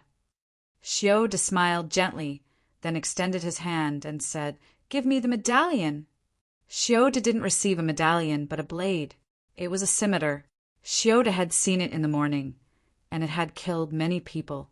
The gentle expression on his face instantly changed, but before he could cry out in alarm, the scimitar lit up and a fatal blade light flashed. Pooh! The blade light streaked past and a head fell. An emptiness realm enveloped the area, and everything that happened in the surroundings didn't spread. Zichen took the spirit ring as fast as he could. After the spirit ring recognized him as its owner, he scanned the spirit ring with his spiritual sense and found many orchard tokens. After disposing of the corpse, he walked out of the room and headed for the orchard. It was still the middle of the night, and the entire tribe was very quiet. The experts hiding in the dark did not pay any attention to Zichen after seeing him. Zichen took the token and walked into a garden. The law fruit trees in the forest were full of fruits and exuded the light of laws. Looking at these law fruit trees, Zichen only spoke a single word: "Collect." Pieces of rule fragments were thrown around the restriction, forming an array formation. Zichen then opened his void realm and took out the purple gold gourd. With extremely rough movements, he forcibly collected these rule fruit trees. Rumble. The earth was trembling and the tree of laws was swaying, creating a huge commotion. However, all sound was isolated. Everything was produced in the void boundary. No matter how loud the sound was, the other party would not be able to sense it. Under the cover of the illusory light, the law fruit trees rose from the ground and flew towards the mouth of the gourd. Many years had passed. The purple gold gourd had accompanied Zichen for a long time, but it was still very powerful. The mutation of many law fruits was all because of the purple gold gourd. After collecting 50 law fruit trees, Zichen removed the void realm and collected the original rule fragments. Then he used primeval stones to set up a simple illusory array formation and stepped out. Then he entered the second orchard. After that, he entered the third, fourth, and fifth orchard. In one night, Zichen collected 7 orchards. During the day, he stayed in the orchard and cultivated quietly. The cultivators who passed by did not notice anything unusual. Zichen's luck was not bad. No one went to find Xiaoda that day. The people of the Hearthstone tribe were still angrily looking for Zichen. Little did they know that Zichen had not left. Instead, he was still in their house. The next day night fell. Zichen walked out of the orchard and continued what he had not finished last night.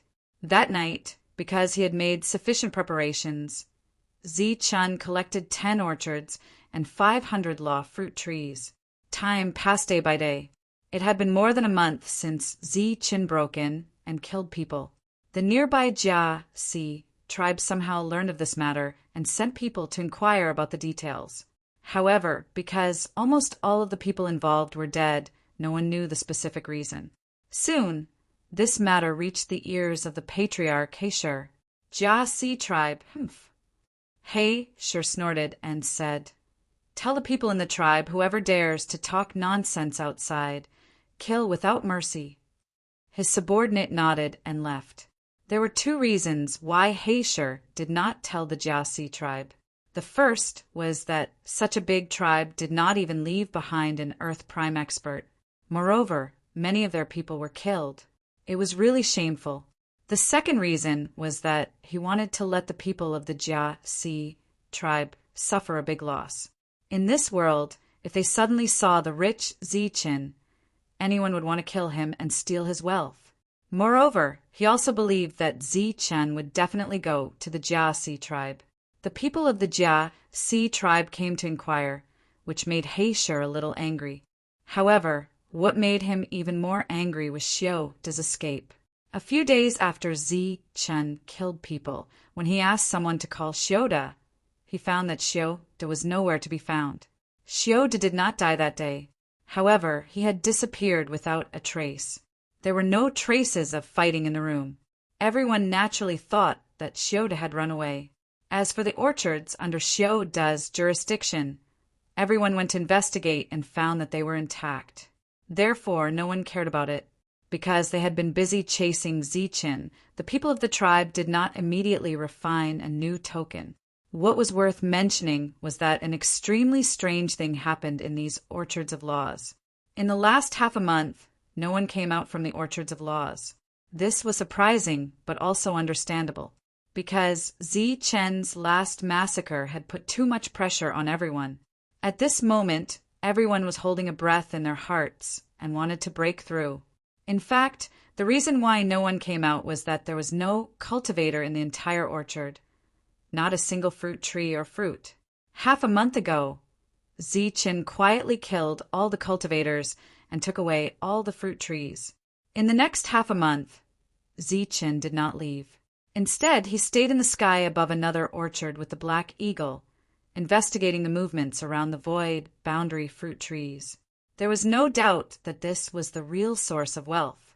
However, there were also the most experts guarding this place. Of course, there were no corporeal experts. For half a month, Ziqin was either lurking or going deep. He was always investigating the situation here and the distribution of cultivators in the dark. The void boundary fruit trees were very valuable. There were also many experts guarding around. Ziqin needed an opportunity. And this opportunity came 6 days later. During the day, the sky became very gloomy. At night, the rain poured down, and the sound of pattering could be heard. The moon was dark, the rainy night and the night of killing. Ziqin hid in the void and quietly approached the Emptiness Realm Expert's orchard. Soon, he arrived in front of the first Emptiness Realm Expert, who was hiding in the dark. Uft! This time the scimitar did not shine, but it was still sharp enough to cut off the head of an Emptiness Realm Expert. The sound of the downpour drowned out the sound of the heads falling to the ground. Ziqin took the corpse and walked toward the second Emptiness Realm Expert. The heavy rain wet his robe and blurred his eyes. Ziqin walked forward slowly and did not make any sound. Uft! The second Emptiness Realm Expert's head fell. Before the body fell, it was taken away by Ziqin. Uft! Puffed! Uft! In the blink of an eye, Ziqin killed another 3 people. He did not attract any attention. However, as Ziqin killed people, the hidden Emptiness Realm Experts in the surroundings gradually sensed that something was wrong. With a sweep of their spiritual senses, someone discovered Ziqin. What are you doing? Ziqin changed his appearance. He was on the same side, so the other party did not suspect anything. Ziqin slowly walked toward the other party. The other party's expression became more and more serious. When Ziqin took out the scimitar, the other party's expression changed drastically. Puffed! The blade flashed and the head fell. Ziqin wiped the rain on his face. His calm eyes suddenly emitted a cold light, because the attack just now was enough to alert the people around. Swoosh! His clothes, which were wet by the rain, suddenly shook. Drops of water splashed in all directions. Ziqin's figure disappeared on the spot. Rows of water lines began to splash in a straight line. From the water lines, one could see Ziqin's movement trajectory. However, he was too fast. Before the water lines reached him, He had already arrived in front of the second emptiness realm expert. In his hand, the blade flashed again. Someone broke in. Be careful. Cries of alarm could be heard clearly from the curtain of rain. Through the curtain of rain, one could see many glowing bodies. Those were the emptiness realm experts, mobilizing the power in their bodies. Instead of sending a signal, he directly attacked. This was an excellent thing for Zichen. Buffed, buffed. As the scimitar slashed, heads flew, and their bodies were exposed. Zichen no longer had time to care about those corpses. Instead, he went straight for the emptiness realm fruit tree. That was his ultimate goal. As he moved forward, all the emptiness realm experts in his way were killed. When he approached the emptiness realm fruit tree, Zichen took out the dragon's soul spear. Roar. A cheerful dragon roar sounded. The dragon's soul rushed out of the spear with destructive power and rushed toward the restriction on the fruit tree. Boom! A loud sound was heard, and the entire restriction began to shake. However, the restriction outside the fruit tree was very strong. Zichen could not break it with a single attack. But then, Zichen held the scimitar in one hand and suddenly jumped up. Then, he swooped toward the restriction. The scimitar in his hand emitted a dazzling light and stabbed fiercely into the restriction. The entire restriction began to tremble violently because of this. As the surging power was injected, the restriction began to distort violently. A small crack appeared and then spread in all directions. In the end, the crack spread to the entire restriction like a spider web. Chapter 1227. Boom! Zichen shattered the restriction with 2 attacks. The virtual boundary fruit tree appeared in front of Zichen. The fruit tree was covered with virtual fruits. Even through the dense rain, one could still see the light on the fruit tree. He wants to steal the fruit. Everyone attack together. Let's kill him together. Many hidden virtual boundaries appeared. Then they opened one virtual boundary after another and pressed down on Zichen. Zichen shook his hand and threw the purple gold gourd into the sky. The gourd instantly enlarged like a falling purple gold sundae. The gourd hung upside down in the sky. Psychedelic light fell and enveloped the virtual boundary fruit tree. Then a strong suction force appeared. From the looks of it, he was not here to steal the fruit. He was here to steal the fruit tree. This discovery caused everyone's expression to change drastically. At the same time, they were shocked by Zichen's courage. Many virtual boundaries were opened, but they could not do anything to Zichen. They were all virtual boundaries. If Zichen did not want to, no one could take him away. On the other hand, Zichen relied on his extreme speed to kill several more people. Rumble. The earth shook. The virtual boundary fruit tree began to sway. Then it slowly left the ground.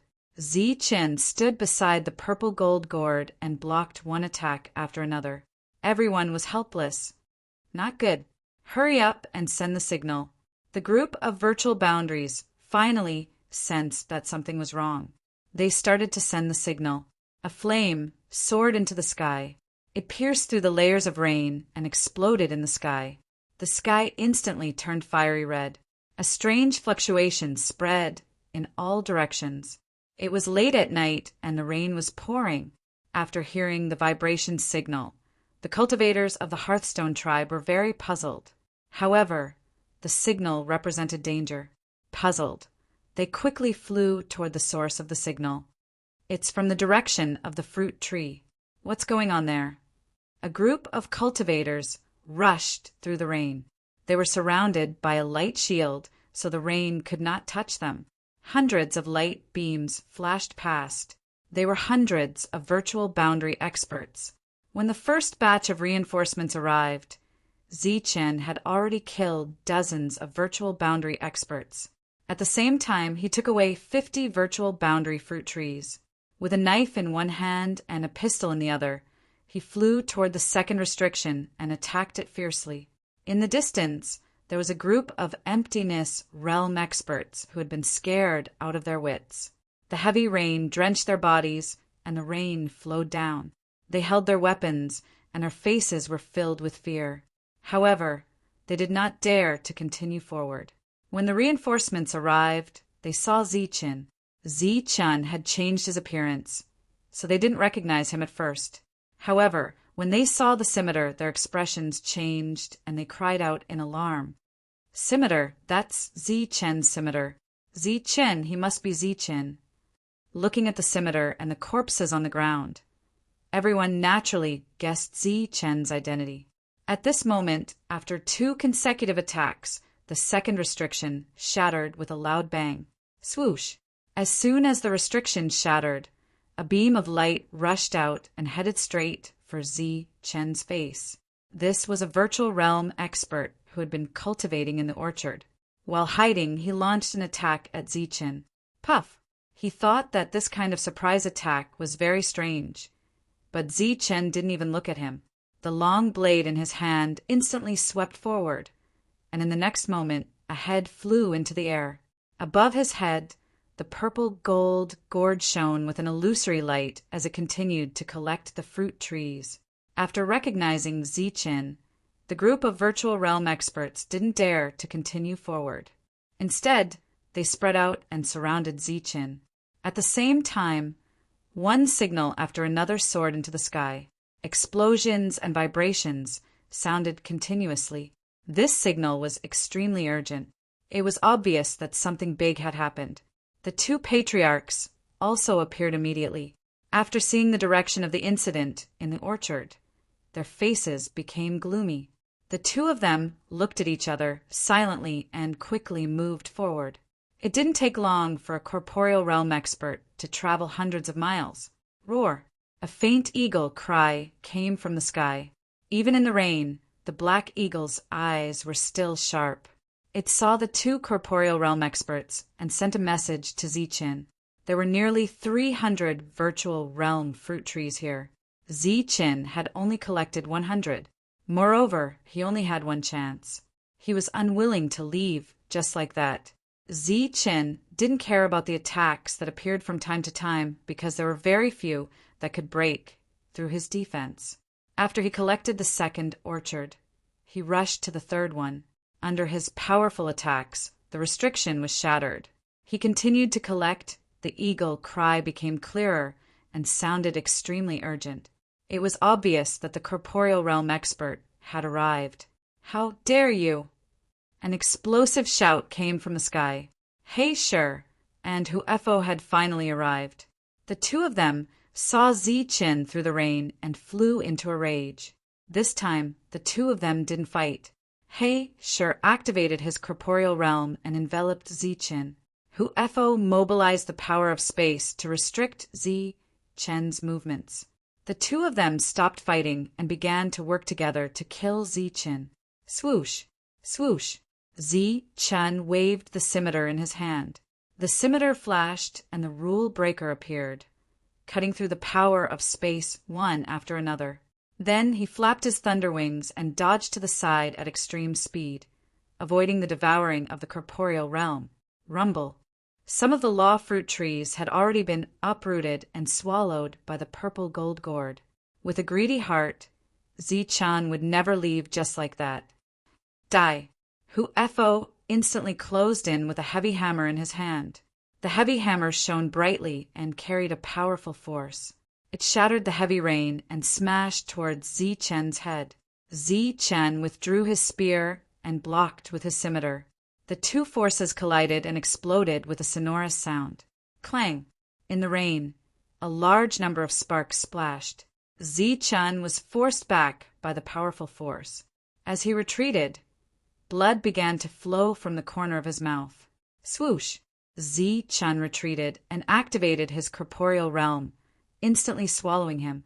The 2 of them cooperated seamlessly, but just as Zichen was sucked away, the corporeal realm reactivated. The Zichen inside had dissipated under the suppression of the power of space. It was just a clone. Damn it! Blackstone cursed. He had clearly found the best opportunity, but he didn't expect the other party to still escape. The clone was destroyed, and Zichen's real body appeared 100 meters away. Hu Fo had already detected Zichen's real body a moment ago. As soon as Zichen appeared, his attack arrived and smashed towards Zichen again. Uft! The powerful force fell, and Zichen couldn't help but vomit blood. His whole body was like a kite with a broken string, flying into the distance. The difference in their realms was too great. It was normal for Zichen to be injured in one blow. However, when Zichen's body flew back, it emitted a bright light. Then, many figures appeared around him. There were at least 100 of them. Looking at the sudden appearance of the clones, Blackstone shouted, "It's useless, no matter how many clones there are. Come in." As soon as he finished speaking, the corporeal realm opened again. Only one of the 100 figures escaped, and the rest were all sucked in. Blackstone didn't believe that there was no real body among so many figures. However, reality proved that there wasn't a single one. He didn't understand Zichen's clones. He had combined the golden body of Buddha, the Demon Clan's clones, and the Slayer Clan's clones. After evolving them with perfect spiritual senses, he had come up with a cloning technique that was most suitable for Zichen. Among the many doppelgangers, Zichen's real body could be changed with his thoughts. It could be said that among the 100 doppelgangers that Zichen created, every one of them could be fake, but it was also possible that every one of them could be real.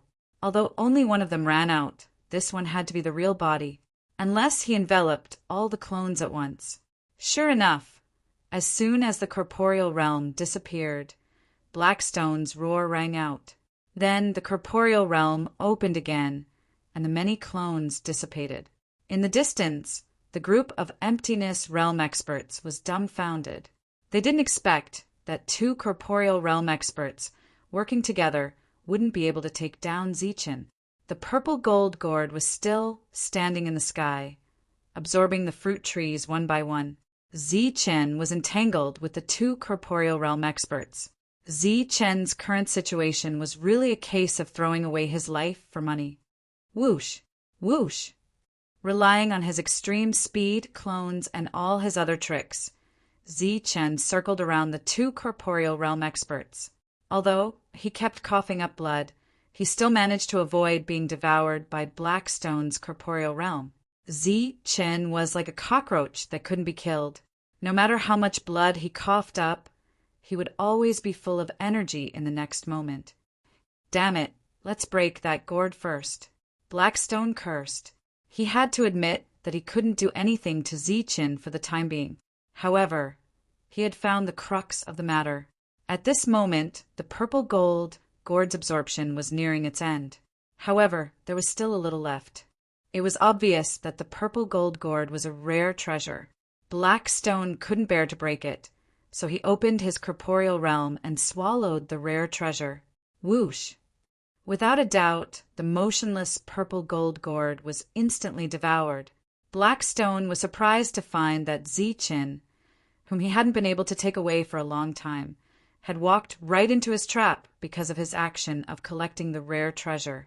He saw that Zichen had actually taken the initiative to rush into his corporeal realm for the sake of the rare treasure. This discovery stunned Blackstone for a moment. However, he soon burst into laughter. Hu Fo was also surprised, but he also breathed a sigh of relief. In the distance, when the crowd saw this scene, they cheered loudly. However, whether it was laughter or cheers, they came to an abrupt end in the next moment. With a loud bang, a large hole was blasted open in Blackstone's corporeal realm. Blackstone's laughter disappeared as he coughed up large mouthfuls of blood. He saw Zichen appear with a huge furnace. The furnace looked like a pill cauldron. After rushing out of the corporeal realm, Zichen turned into a beam of light and flew into the distance. "Stop!" Hu Fo shouted. However, he was a step too late. Before he could open his corporeal realm, Zichen had already reached the boundary of his corporeal realm. "Chase!" Hu Fo shouted again. Spatial power filled his body as he chased after Zichen. Blackstone also reacted and chased after him. Zichen, who was fleeing in front, quickly put away the purple gold gourd, the pill cauldron, and the scimitar. The lightning wings on his back vibrated even more rapidly. The purple gold gourd had only collected 48 virtual realm fruit trees in this area. In the end, it still needed 2 more before it could collect all the fruits. However, Zichen didn't care anymore. Now he could only run for his life. Black Eagle. After charging forward for a while, Zichen shouted, Chapter 1228.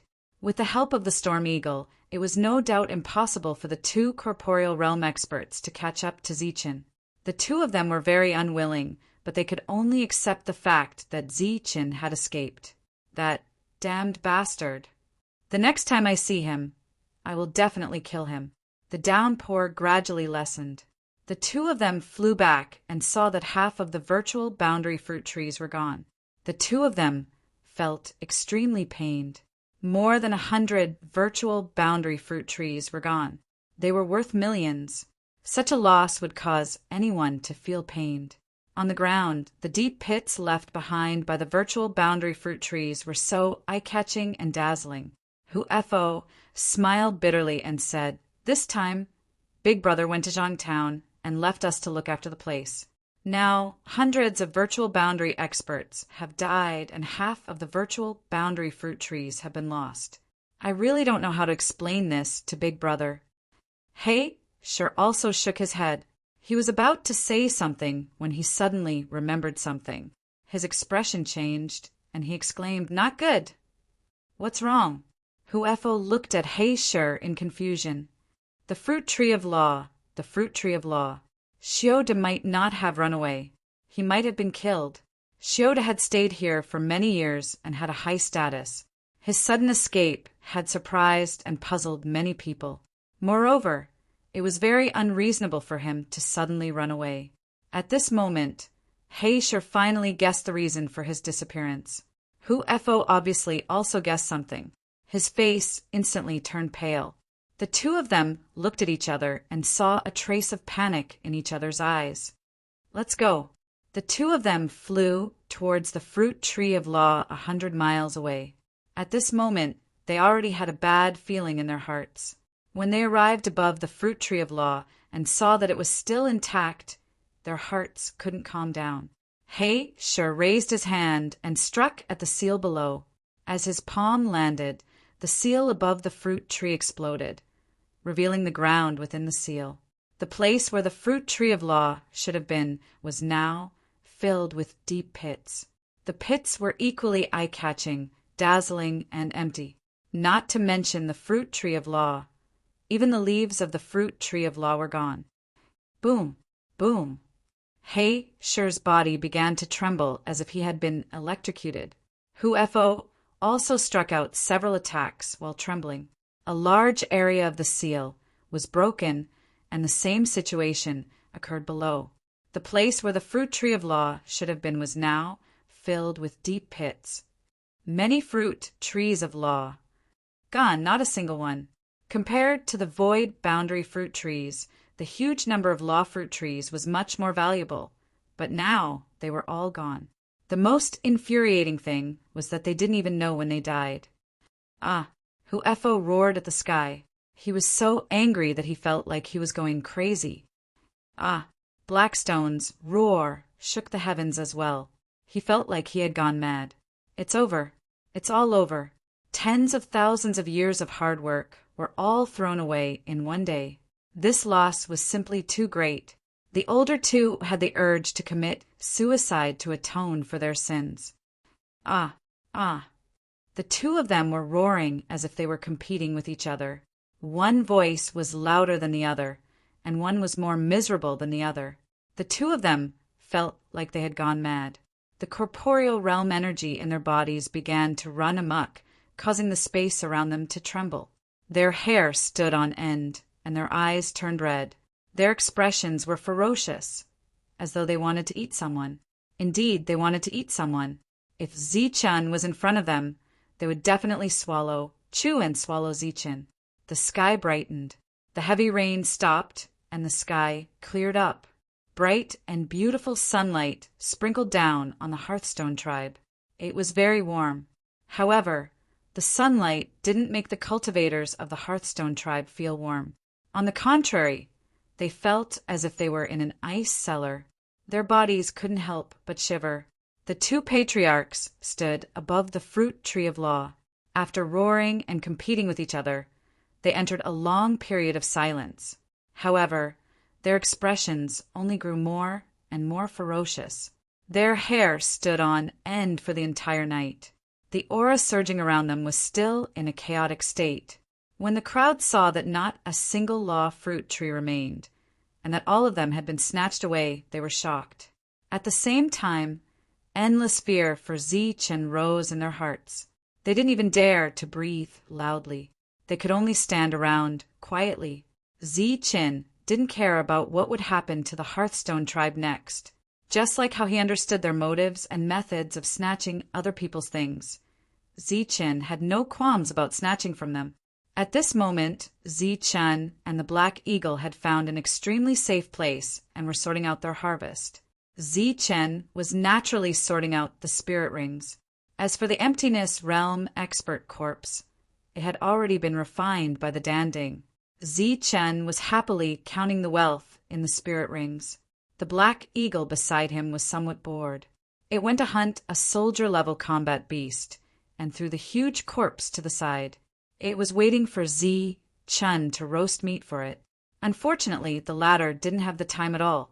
Zichen, who was counting the wealth, was already overjoyed. How could he have the time to eat? However, when he saw that the Black Eagle was really bored, Zichen flipped his hand and a law fruit of the Emptiness Realm appeared.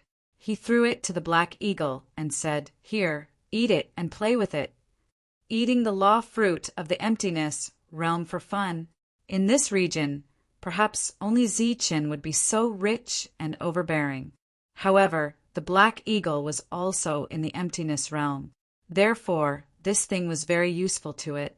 The Black Eagle unceremoniously swallowed it and then began refining it. At the side, Zichen continued his unfinished work. This trip, including the travel time, added up to more than 3 months. The harvest of these 3 months was naturally huge. Just the wealth in the spirit rings was enough for Zichen to not have to work for several years, or even more than 10 years. This didn't include the law fruit trees and the Emptiness Realm fruit trees. Those were the real priceless items, worth millions. However, these items couldn't be sold for the time being. Even the small town couldn't accept them. Zichen decided to sell them when he reached the city ahead. This time he had killed more than 300 Emptiness Realm experts and nearly 50 Earth Elemental experts. After sorting out the spirit rings, the total number of law fragments he obtained was close to 500,000. This huge amount of wealth meant that the Emptiness Realm experts were richer than the Earth Elemental experts. At the same time, it also meant that the Hearthstone tribe was richer than the rich Python tribe. After sorting out the materials separately, Zichen didn't plan to immediately find his next home. After doing this kind of thing, he needed to lie low for a while. Therefore, he decided to cultivate in seclusion again. After the Black Eagle refined an Emptiness Realm fragment, it brought Zichen to a safe place. One could imagine that the Hearthstone tribe would be frantically looking for Zichen. 3 days later, the Black Eagle found a very secretive place for seclusion. If the Hearthstone tribe wanted to find it, they would have to kill a group of soldier-level beasts first. Zichen, who was in seclusion, was preparing to break through to the Emptiness Realm. However, as he cultivated, his speed would become slower and slower. If he wanted to break through, even if he had a lot of resources, it wouldn't be done in a day.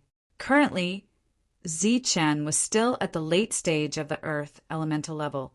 Refining the Emptiness Realm's law fragments was still a waste. Therefore, he had been refining law fragments. On the other hand, the Black Eagle, because it hadn't reached the peak of the Emptiness Realm, it had been refining law fragments. A man and an eagle were cultivating in seclusion. No one from the outside world disturbed them. The soldier-level beasts didn't dare to casually step into this place. As time passed, the Hearthstone tribe's boss, Tai Lu, finally returned. When he found out about what had happened in the tribe, he was completely enraged. The search, which was already vigorous, became even more rigorous. Unfortunately, this area was too big. Moreover, there were beasts living in it. Finding a human was easier said than done. A year passed by quickly. The people of the tribe still couldn't find Zichen. Zichen also didn't appear. Many people guessed that he had gone into seclusion after robbing the Emptiness Realm. After a year, the Hearthstone tribe's anger had yet to dissipate. Therefore, the search continued. However, it was destined to be a useless search. 2 years passed, but they still couldn't find Zichen. 3 years passed by quickly. During these 3 years, the neighboring tribes had come to investigate. However, the Hearthstone tribe kept their mouths tightly shut. They didn't reveal any useful clues. In addition, the Hearthstone tribe also used fake news to confuse the other tribes, causing them to lower their guard. It had to be said that under the influence of human nature, things had become very interesting. The people of the Hearthstone tribe wanted to eat Zichen alive. They hated Zichen to the bone. However, on the other hand, they were covering for Zichen. Of course, on one hand, it was because it was shameful. Once word got out, the Hearthstone tribe would become a true laughingstock in the future. On the other hand, it was also because of their own selfishness. After all, they had been robbed and suffered disastrous losses. They felt that it was unfair and hoped that Zichen would rob someone else. 3 years passed. Zichen, who was in seclusion, was steadily increasing his realm. However, he was still very far away from breaking through. During these 3 years, he had refined many fragments of the Emptiness Realm. What was worth mentioning was that the Black Eagle's growth had far surpassed Zichen's expectations. In the past, Zichen was worried that the Black Eagle would break through quickly. At that time, Zichen didn't understand the Black Eagle at all. The Black Eagle had already refined the fragments of the Emptiness Realm for 3 years. Its battle strength was steadily increasing. However, it still showed no signs of breaking through. 3 years later, Zichen went into seclusion for another year. Zichen's seclusion location was very hidden. There was a formation set up all around. The Black Eagle was not far from Zichen. When Zichen refined the fragments of the Emptiness Realm, the Black Eagle would naturally absorb some of the Emptiness Realm's power. However, because the Black Eagle was refining the Emptiness Realm's power in its abdomen, Zichen didn't benefit from it. Zichen was surrounded by a ring of Emptiness Realm's power. As Zichen operated his cultivation technique, the Emptiness Realm's power and the Emptiness Realm's power began to converge into Zichen's body. Apart from that, the formation also contained an extremely dense amount of Emptiness Realm's power. As this was a spirit-gathering formation, once the Emptiness Realm's power became thin, the Emptiness Realm's power would automatically explode to maintain the density of the Emptiness Realm's power. Zichen's action of cultivating under such circumstances could be considered as a waste. However, there was no doubt that his cultivation speed was also very fast. The surrounding Emptiness Realm's power entered his body and was refined layer by layer through his cultivation technique. Finally, it entered Abdomen's body and transformed into his own Emptiness Realm's power. In Zichen's abdomen, the Emptiness Realm's power was still gold and silver. Zichen had tried to fuse the Emptiness Realm's power, but failed. Chapter 1229. After waking up from his seclusion, Zichen looked at Black Eagle. For years had passed. Black Eagle's aura had become even more vigorous, but it still hadn't made a breakthrough. Cultivating in an extremely dense environment had caused Zichen to consume a lot of energy in the past 4 years. Moreover, for years had passed, and it seemed that the rumors had died down. It was time to find another target. Zichen woke up Black Eagle, who was in seclusion. Black Eagle opened its eyes. Its eyes were sharp, and its body naturally emitted a pressure. It could be seen that it had made great progress after 4 years of seclusion. Zichen said, "For years have passed. It's time for us to depart. Black Eagle naturally knew what depart meant. Its already bright eyes shone even brighter. Black Eagle's progress in the past 4 years had even surpassed the original 30 years. This was mainly because Chen had provided an unlimited amount of emptiness realm fragments. They had only spent 3 months to snatch the fragments, but it had cultivated for 4 years. Even Black Eagle felt that this was a good deal. Not only did Black Eagle agree, but it was also somewhat impatient. Chen had already decided on their next target 4 years ago. It was the Jiasi tribe. It was in existence close to the Hearthstone tribe. Its foundation wasn't any weaker than the Hearthstone tribe, and it also had 3 realms. To reach the Jiasi tribe, Chen and Black Eagle needed to take a flying boat. Although Black Eagle was fast, even faster than Chen's flying boat, it couldn't fly forever. It needed to rest.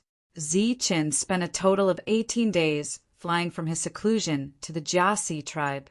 According to the map on Wamang and Chaz, Chen stopped when he was about to reach the Jiasi tribe. Then Black Eagle led the way, overlooking the entire Jiasi tribe from high up in the sky. Chen's purpose this time was naturally to make a normal transaction. He didn't have the intention to harm others, but he also had to be on guard against others. Therefore, before the transaction, Chen had to take a good look at the terrain of the Jiasi tribe. This was so that if anything unexpected happened during the transaction, he would be able to respond immediately. Of course, when he was observing, Chen did not forget the place where the fruit trees of law and the void boundary fruit trees were planted. After more than 10 days of investigation, Chen felt that the time was right. He descended from the sky and began to contact the people of Jiasi's tribe, just like what had happened in the Hearthstone tribe. When they saw that Chen was an earth elemental and had come to make a trade, their gazes turned hostile. However, Chen's slightly arrogant attitude and unyielding tone made it so that no one dared to touch him. They went back to inform the important people.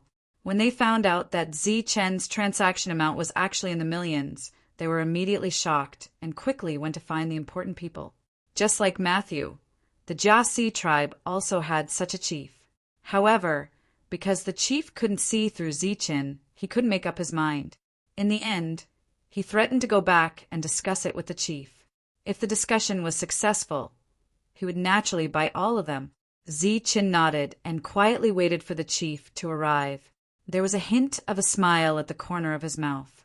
A moment later, a group of cultivators arrived and instantly surrounded Chen. Their expressions were fierce and gave Chen a lot of pressure.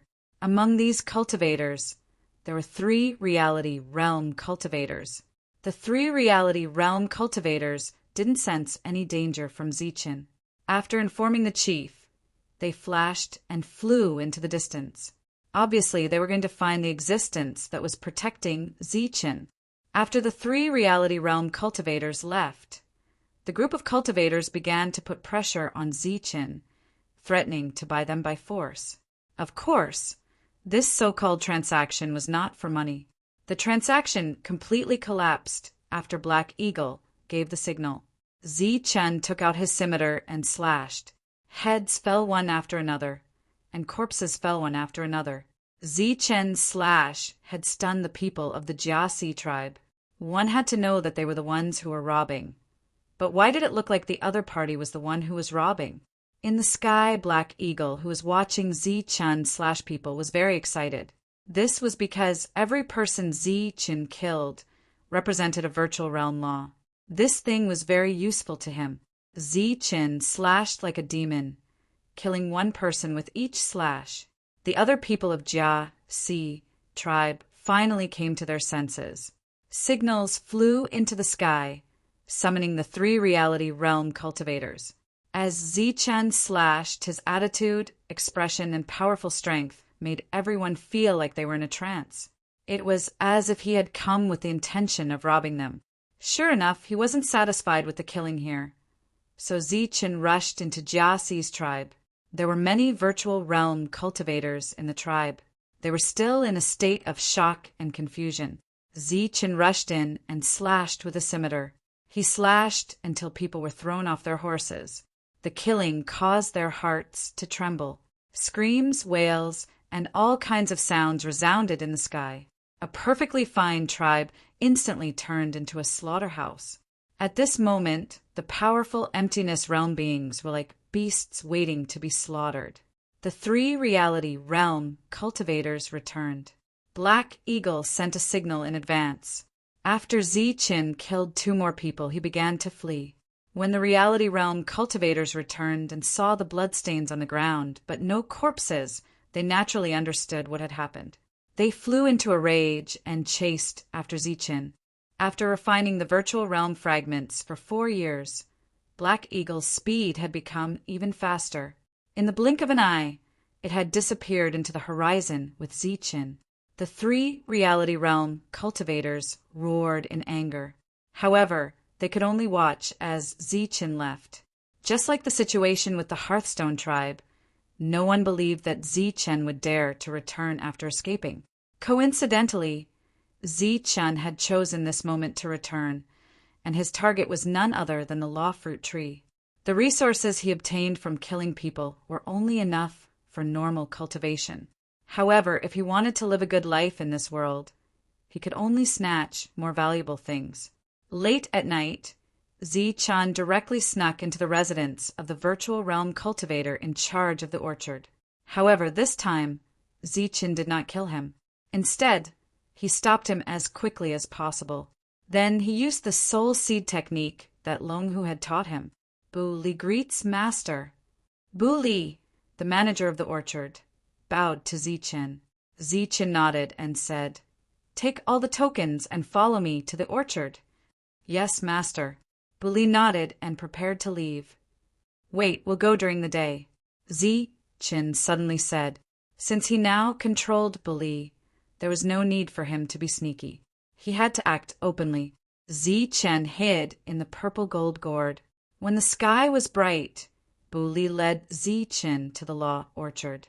Along the way, the cultivators they met all respectfully bowed to Bu Li and greeted him. When Bu Li arrived outside the orchard, the cultivators in charge of guarding saw him and bowed to him again. Bu Li nodded and said, "Continue to monitor and be vigilant. I'll go take a look at the law fruits." "Master Bu Li is really dedicated," a virtual realm cultivator said. Bu Li took out the token and entered the law orchard. Then he said respectfully, "Master, we're here." Zichin appeared in a flash. He looked at the fruit trees in front of him and nodded with satisfaction. Then Zichin set up a formation and expanded the virtual realm space. Then he took out the purple gold gourd and began to collect the fruits. Bu Li was obviously shocked when he saw the fruit trees being collected one by one. In the eyes of outsiders, Bu Li came out quickly after entering the law orchard and did a simple check. After coming out, Bu Li entered the second law orchard, then the third, the fourth. When he encountered cultivators cultivating inside, Bu Li would wake them up through the restriction and then go in to take a look. When he entered, Zichin would immediately kill Earth Prime cultivators. When he came out, Zichin would continue to set up an illusion formation. With Bu Li as a shield, no one would suspect Zichin. During the day, Bu Li inspected the fruit trees and went back at night. While everyone was admiring Bu Li's seriousness, there were also some who had vaguely guessed Bu Li's true intentions. It was obvious that the chief was dead, and now the tribe had one less leader. Bu Li had been so diligent recently. Everyone guessed that he had set his sights on the position of chief. In the next few days, Bu Li came to inspect the fruit trees during the day. He carefully inspected all the law orchards from the beginning to the end and did not miss a single one. When he left, Bu Li would also instruct the Earth Prime cultivators to cultivate diligently. Therefore, no cultivators came out in the next few days. Everyone was seizing the time to go into seclusion. After inspecting the law orchard, Bu Li went to the virtual realm fruit trees. Compared to the Hearthstone tribe, there were only about 200 virtual realm fruit trees here. Bu Li had one of the tokens and walked in. Zichin swaggered in and collected the virtual realm fruit trees. After controlling Bu Li, It was much easier for Zi-Chin to do things. Moreover, he did not need to be sneaky. He appeared very generous, as if he was collecting something that belonged to him. Immediately after, Buli went to the second restriction. He woke up the virtual realm cultivator, who was in seclusion, and walked in. Lord Buli, the virtual realm cultivator who was in seclusion, was only at the early stage. He bowed to Buli, who was at the late stage. Buli nodded indifferently. The restriction behind him slowly closed. Swoosh! Just as the restriction closed, a shining saber light slashed across the neck of the virtual realm cultivator. Zi-Chin appeared. The virtual realm cultivator was dead. Buli turned sideways and stood respectfully at the side. The rumbling sound was heard again, but it was isolated by the void space. Zi-Chin suddenly glanced at Buli and said, "When I collect the last virtual realm fruit tree, you will leave on your own." Buli said respectfully, "Yes." Zi-Chin took out some nomological fragments and a few virtual weapons from his spirit ring. He said, "You should have a flying boat, right? These are for you. Remember, run as far as you can. Whether you can survive or not will depend on your luck." "Yes," Buli said again. He would not disobey Zi-Chen's words. Naturally, he would not question it either. There were a total of 4 virtual realm fruit orchards. After Zi-Chen collected the second virtual realm fruit tree, he entered the third virtual realm fruit tree. Soon he finished collecting the fruits and entered the fourth virtual realm fruit tree. After Zi-Chen entered, Buli came out after a few breaths of time. After coming out, Buli left the virtual realm fruit tree for a distance and quickly left. After flying for a few hundred meters, he took out a flying boat and left in it. Zi-Chen did not care whether Buli was alive or dead. Compared to the cultivators who were killed by his saber, Buli had lived for a long time. However, Buli had helped him. Zi-Chen deliberately waited for 15 minutes in the restriction before walking out of the orchard. Chapter 1230. Zi-Chen walked toward a virtual realm expert. When the latter saw Zi-Chen, surprise flashed across his eyes. Then he bowed respectfully to Zi-Chen and said, "My lord."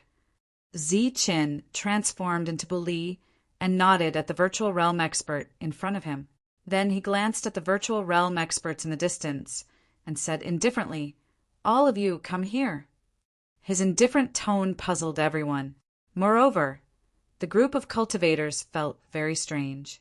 They seemed to have seen Buli leave just now. Why would he be here? Could it be that they were seeing things? Or was Buli deliberately testing them? They came forward with doubts. More than a dozen virtual realm experts came forward and stood opposite Zi-Chen. A satisfied smile appeared on Zi-Chen's face. He nodded and said, "Not bad, not bad." As soon as he finished speaking, the saber began to flash like a waterfall. Swoosh, swoosh, swoosh. In the blink of an eye, Zi-Chen slashed 3 times and killed more than a dozen virtual realm experts who did not react at all. "Buli, what are you doing?" "He's not Buli. Buli just left." As soon as Zi-Chen killed people, the virtual realm experts in the distance sensed it and shouted loudly. Zi-Chen held the scimitar, shook the thunder wings on his back, and charged toward the group of virtual realm experts. What followed was a frenzied slaughter. Saber light flashed, heads fell, and the fire dragon behind him rushed out and swept these corpses. Seeing Zi-Chen so fierce, the crowd could only send signals for help.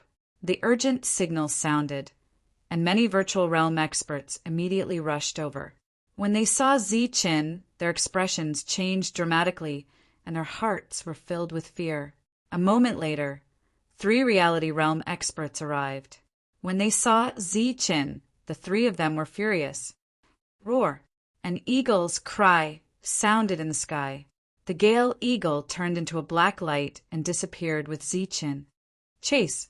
Naturally, the 3 reality realm experts would not give up.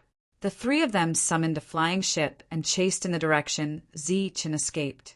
However, the Gale Eagle's extreme speed was not something an ordinary person could catch up with, even if it was a flying ship. The 3 of them quickly lost track of the Black Eagle.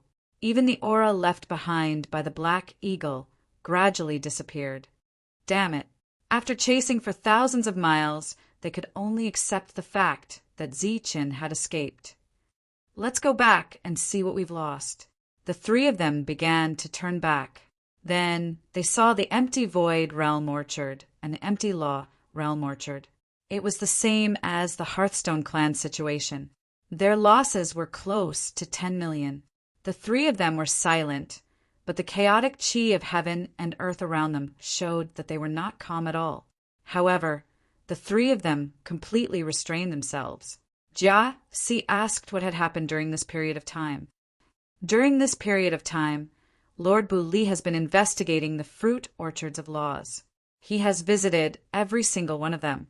After a short pause, the cultivator continued, "As for whether or not it is Lord Bu Li, we cannot be certain." Jia Si said indifferently, "It doesn't matter whether he is or not. Send someone to find Bu Li first. Capture him and bring him back to me." Yes. The cultivator immediately retreated. Jia Si's gaze landed on the ground again. Looking at the deep pits, his eyes flashed with flames of anger. However, he had been restraining himself the entire time and did not explode. After a while, he said indifferently, "If the Hearthstone clan's clan chief comes looking for me, tell him that I'm not here and have him wait for a month."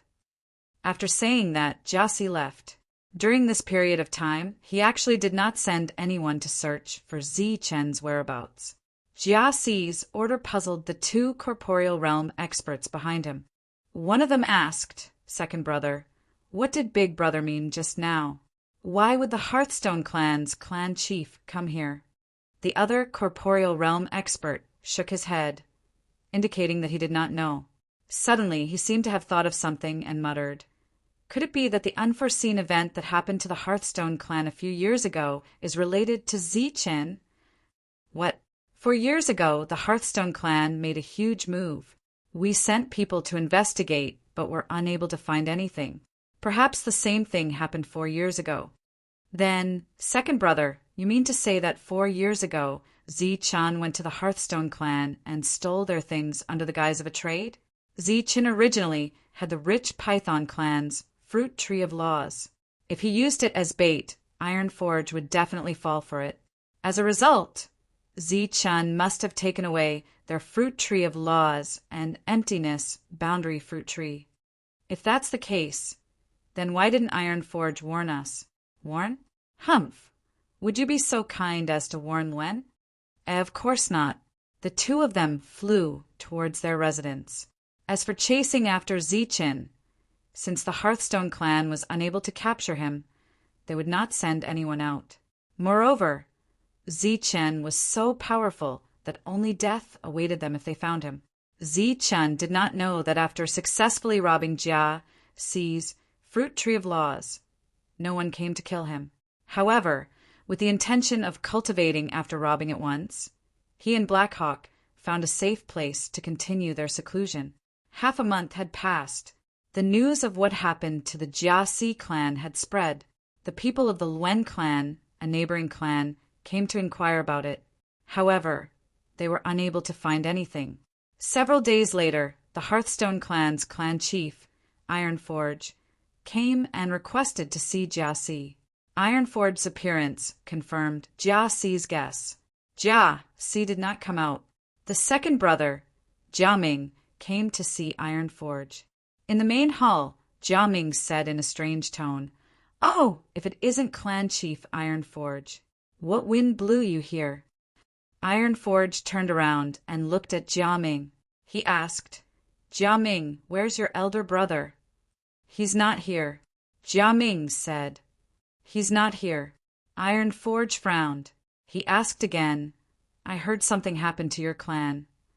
Jia Ming sneered, "I don't know where you heard it from. We're fine." Ironforge did not believe him. He stared at Jia Ming and asked, "Is Ziqin here?"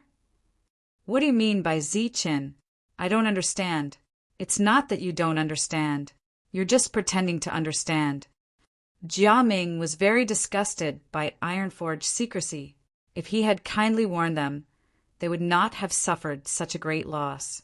The more he thought about it, the angrier he became. He said angrily, "My elder brother is not here. See him out." Iron Forge was startled. He said, "Jia Ming, what is the meaning of this? I came here with good intentions to discuss a big business with you. What is the meaning of this?" Jia Ming said disdainfully, "I don't care about big business." Iron Forge vaguely guessed why Jia Ming had such an attitude. He was not angry. He only said, "Aren't you going to ask me what kind of big business it is?" Jia Ming's face was still cold. Iron Forge continued, "This business is to get back the law fruit trees and the void boundary fruit trees that you lost. In addition, there are 1,000 law fruit trees and 200 void boundary fruit trees. There is also a great treasure." "What do you mean?" Jia Ming stared at Iron Forge again. His eyes flashed. Iron Forge smiled faintly. He walked to the side and sat down. He chose to remain silent. Jia Ming took 2 steps forward and asked anxiously, "What did you mean just now?" "Humph," Iron Forge snorted and said, "Ask Jia Si to come out and talk to me. You're still lacking something." "You." Jia Ming was furious. Iron Forge looked at him disdainfully and did not speak again. "Okay, you wait." In the end, Jia Ming compromised and left. A moment later, Jia Si arrived. The two looked at each other with tacit understanding. Jia Si went straight to the point and said, "What kind of business?" "Zi Chen stole something from you and also stole something from me. After killing Zi Chen, those things will be returned to their rightful owners," Iron Forge said. "Then what do you mean by extra just now?" Jia Si asked. "The rich Python tribe and the Wen tribe have more than 3,000 law fruit trees and more than 400 void boundary fruit trees. After killing him, we will divide them equally. Of course, if you want to inform the Wen tribe, I have no objection," Iron Forge said indifferently. Informing the Wen tribe was simply unrealistic. There was no friendship between the two sides. In this world, the only friendship was benefits. Then what about the great treasure? Jia Si asked again. "Zi Chen has 2 great treasures. After killing him, we will each get one." Jia Si pondered for a moment and said, "We agree to this deal, but what guarantee do you have that we can capture Zi Chen, let alone kill him?" Iron Forge said, "We can definitely capture him as long as we are patient. The last time he attacked was 4 years ago. Since he attacked again 4 years later, I guess he will also hide this time. As for how long, I guess it will be at least 2 years. The next time he appears, he will definitely attack the Wen tribe. At that time, we will keep an eye on him. Of course, we will ignore him until he steals the item. Then, we will block him from the direction he escaped. I believe that with the 6 of us working together, capturing Zi Chen won't be much of a problem." Jia Si nodded. If the 6 of them surrounded him, he would naturally not be able to escape. "Okay, when are we going to block him?" Jia Si asked. "There is no hurry. We will go in 2 years. But before that, we can't let down our guard. Send someone to the Wen tribe to keep an eye on Zi Chen. Who knows if he will make another deal? But be careful and find a few people who are good at hiding." Okay. The initial agreement was reached. The next step was to wait for Zi Chen to attack again and then surround Zi Chen. The harvest this time was great. Black Hawk was even more excited than Zi Chen. Moreover, he stayed beside Zi Chen and stared at Zi Chen counting his wealth. He seemed to feel a sense of accomplishment. The next step was to continue his closed-door training. Zi Chen couldn't make a breakthrough in a short period of time, but he hoped that Black Hawk could. Obviously, as they slowly got to know each other, Zi Chen and Black Hawk had built up trust. 3 years later, Zi Chen woke up again and took Black Hawk to his next target, the Wen tribe. This time, Zi Chen was very careful and cautious. Not only did he check the Wen tribe, he even checked the surroundings. However, he didn't find anything unusual. However, Zi Chen had a bad feeling in his heart. He had succeeded twice in the previous 7 years. As the saying went, if there was one, there would be 2, but there might not be 3 or 4 more. Not sensing any danger didn't mean that it didn't exist. After thinking for several days, Zichen decisively made up his mind and turned back. When Zichen came, he was very careful and cautious. No one noticed him, not even the 6 corporeal realm experts hiding in the dark. In addition to Zichen's brilliant methods, the 6 corporeal realm experts didn't approach the Wen tribe. Therefore, whether Zichen came or went, he didn't attract their attention. Chapter 1231. Zichen was too familiar with the Hearthstone tribe. After flying for more than a month, he arrived at his destination. Because of his vigilance, Zichen came here to verify his guess. Therefore, he swaggered over. Moreover, he headed straight for the remaining emptiness boundary fruit trees of the Hearthstone tribe. Who are you? Leave immediately. Scram. Unrelated people are not allowed to come near. Following Zichen's arrival, the cultivators guarding the emptiness boundary fruit trees shouted. At the same time, 2 emptiness realm experts rushed toward Zichen. As they rushed forward, they found this person familiar. However, they couldn't remember where they had seen him before. However, when the scimitar appeared in Zichen's hand, the 2 emptiness realm experts' expressions changed drastically. They instantly remembered who this person was. Zichen. It's Zichen. The 2 recognized Zichen. Their hearts trembled, and they prepared to flee. Unfortunately, it was too late. Puff, puff. With 2 slashes, Zichen easily killed the 2 people. Holding the scimitar, he continued forward. Damn it, it's Zichen. Why is he here again? Hurry up and send the signal. Gather the experts. Get the chief here. The other emptiness realm experts shouted. Powerful auras surged around them. However, none of them dared to approach Zichen. Hearing that they were looking for the chief, Zichen frowned slightly.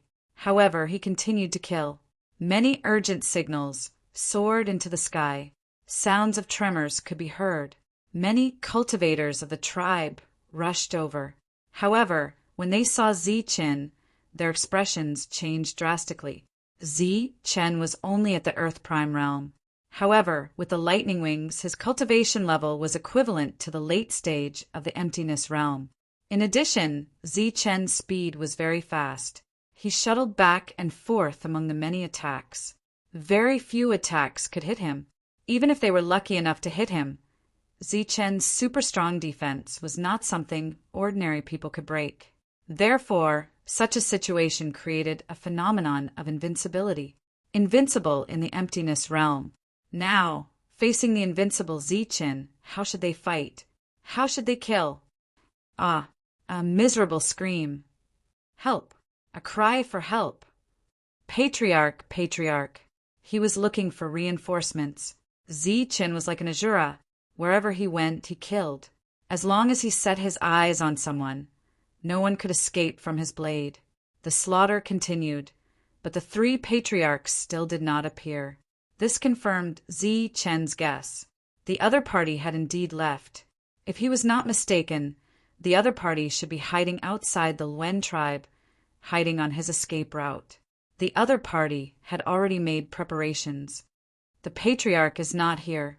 As the slaughter continued, a loud shout rang out. Some of the cultivators who still held onto hope instantly fell into despair. The resistance that was already rare to begin with disappeared at this moment. Everyone began to flee. Kill! Zichen shouted and chased after him. Roar! The cry of an eagle rang out in the sky. The winged eagle finally couldn't hold back and swooped down, joining the slaughter of the army. Pucci, a fleeing virtual realm expert, had his head crushed by the black eagle. Even his soul was destroyed. Pooh! Another person's heart was pierced by the sharp claws. The black eagle could also kill virtual realm experts. The black eagle was still in pursuit. Zichen returned after chasing for several li. He wanted to collect the remaining virtual realm fruit trees. Boom!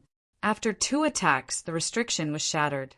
Zichen took out the purple gold gourd and began collecting the fruits. Miserable screams rang out from afar. A tribe with tens of thousands of years of history was defeated by a man and an eagle because they had lost 3 corporeal realm experts. Everyone in the tribe had fled. Those who did not flee, or those who fled too slowly, became corpses. The Hearthstone tribe had more than 10,000 people. The pursuit was undoubtedly difficult. Zi-Chin decisively gave up after chasing for several hundred li. On the other hand, the Black Eagle continued the pursuit for the sake of the virtual realm fragments. This was a rare opportunity. One must know that there were usually corporeal realm experts in the tribe. If 3 corporeal realm experts joined forces, the Black Eagle might die. Zi-Chen stood in the sky and looked down at the empty tribe. He was filled with emotions. When he was in the Tianwu continent, he was still restrained. However, in this world where there were no rules, he had become bloodthirsty. After a long time, the cry of an eagle rang out in the sky. The Black Eagle had returned with the pill cauldron. Zi-Chin shook his hand and a flying boat appeared. He jumped onto it. After a while, the Black Eagle landed on the flying boat. The next place was Jia Si's tribe. Although there was nothing valuable there, there were still many virtual realm experts. Killing them would be a fortune. The situation was the same when he arrived at Jia Si's tribe. Zi-Chin did not say anything. He rushed forward and began killing. As he killed, he gradually grew tired. However, in order to increase his strength and not be killed by others, Zi-Chin could only kill, seize resources, and cultivate. Zi-Chen had become numb from killing. On the other hand, the Black Eagle was in high spirits and killed to his heart's content.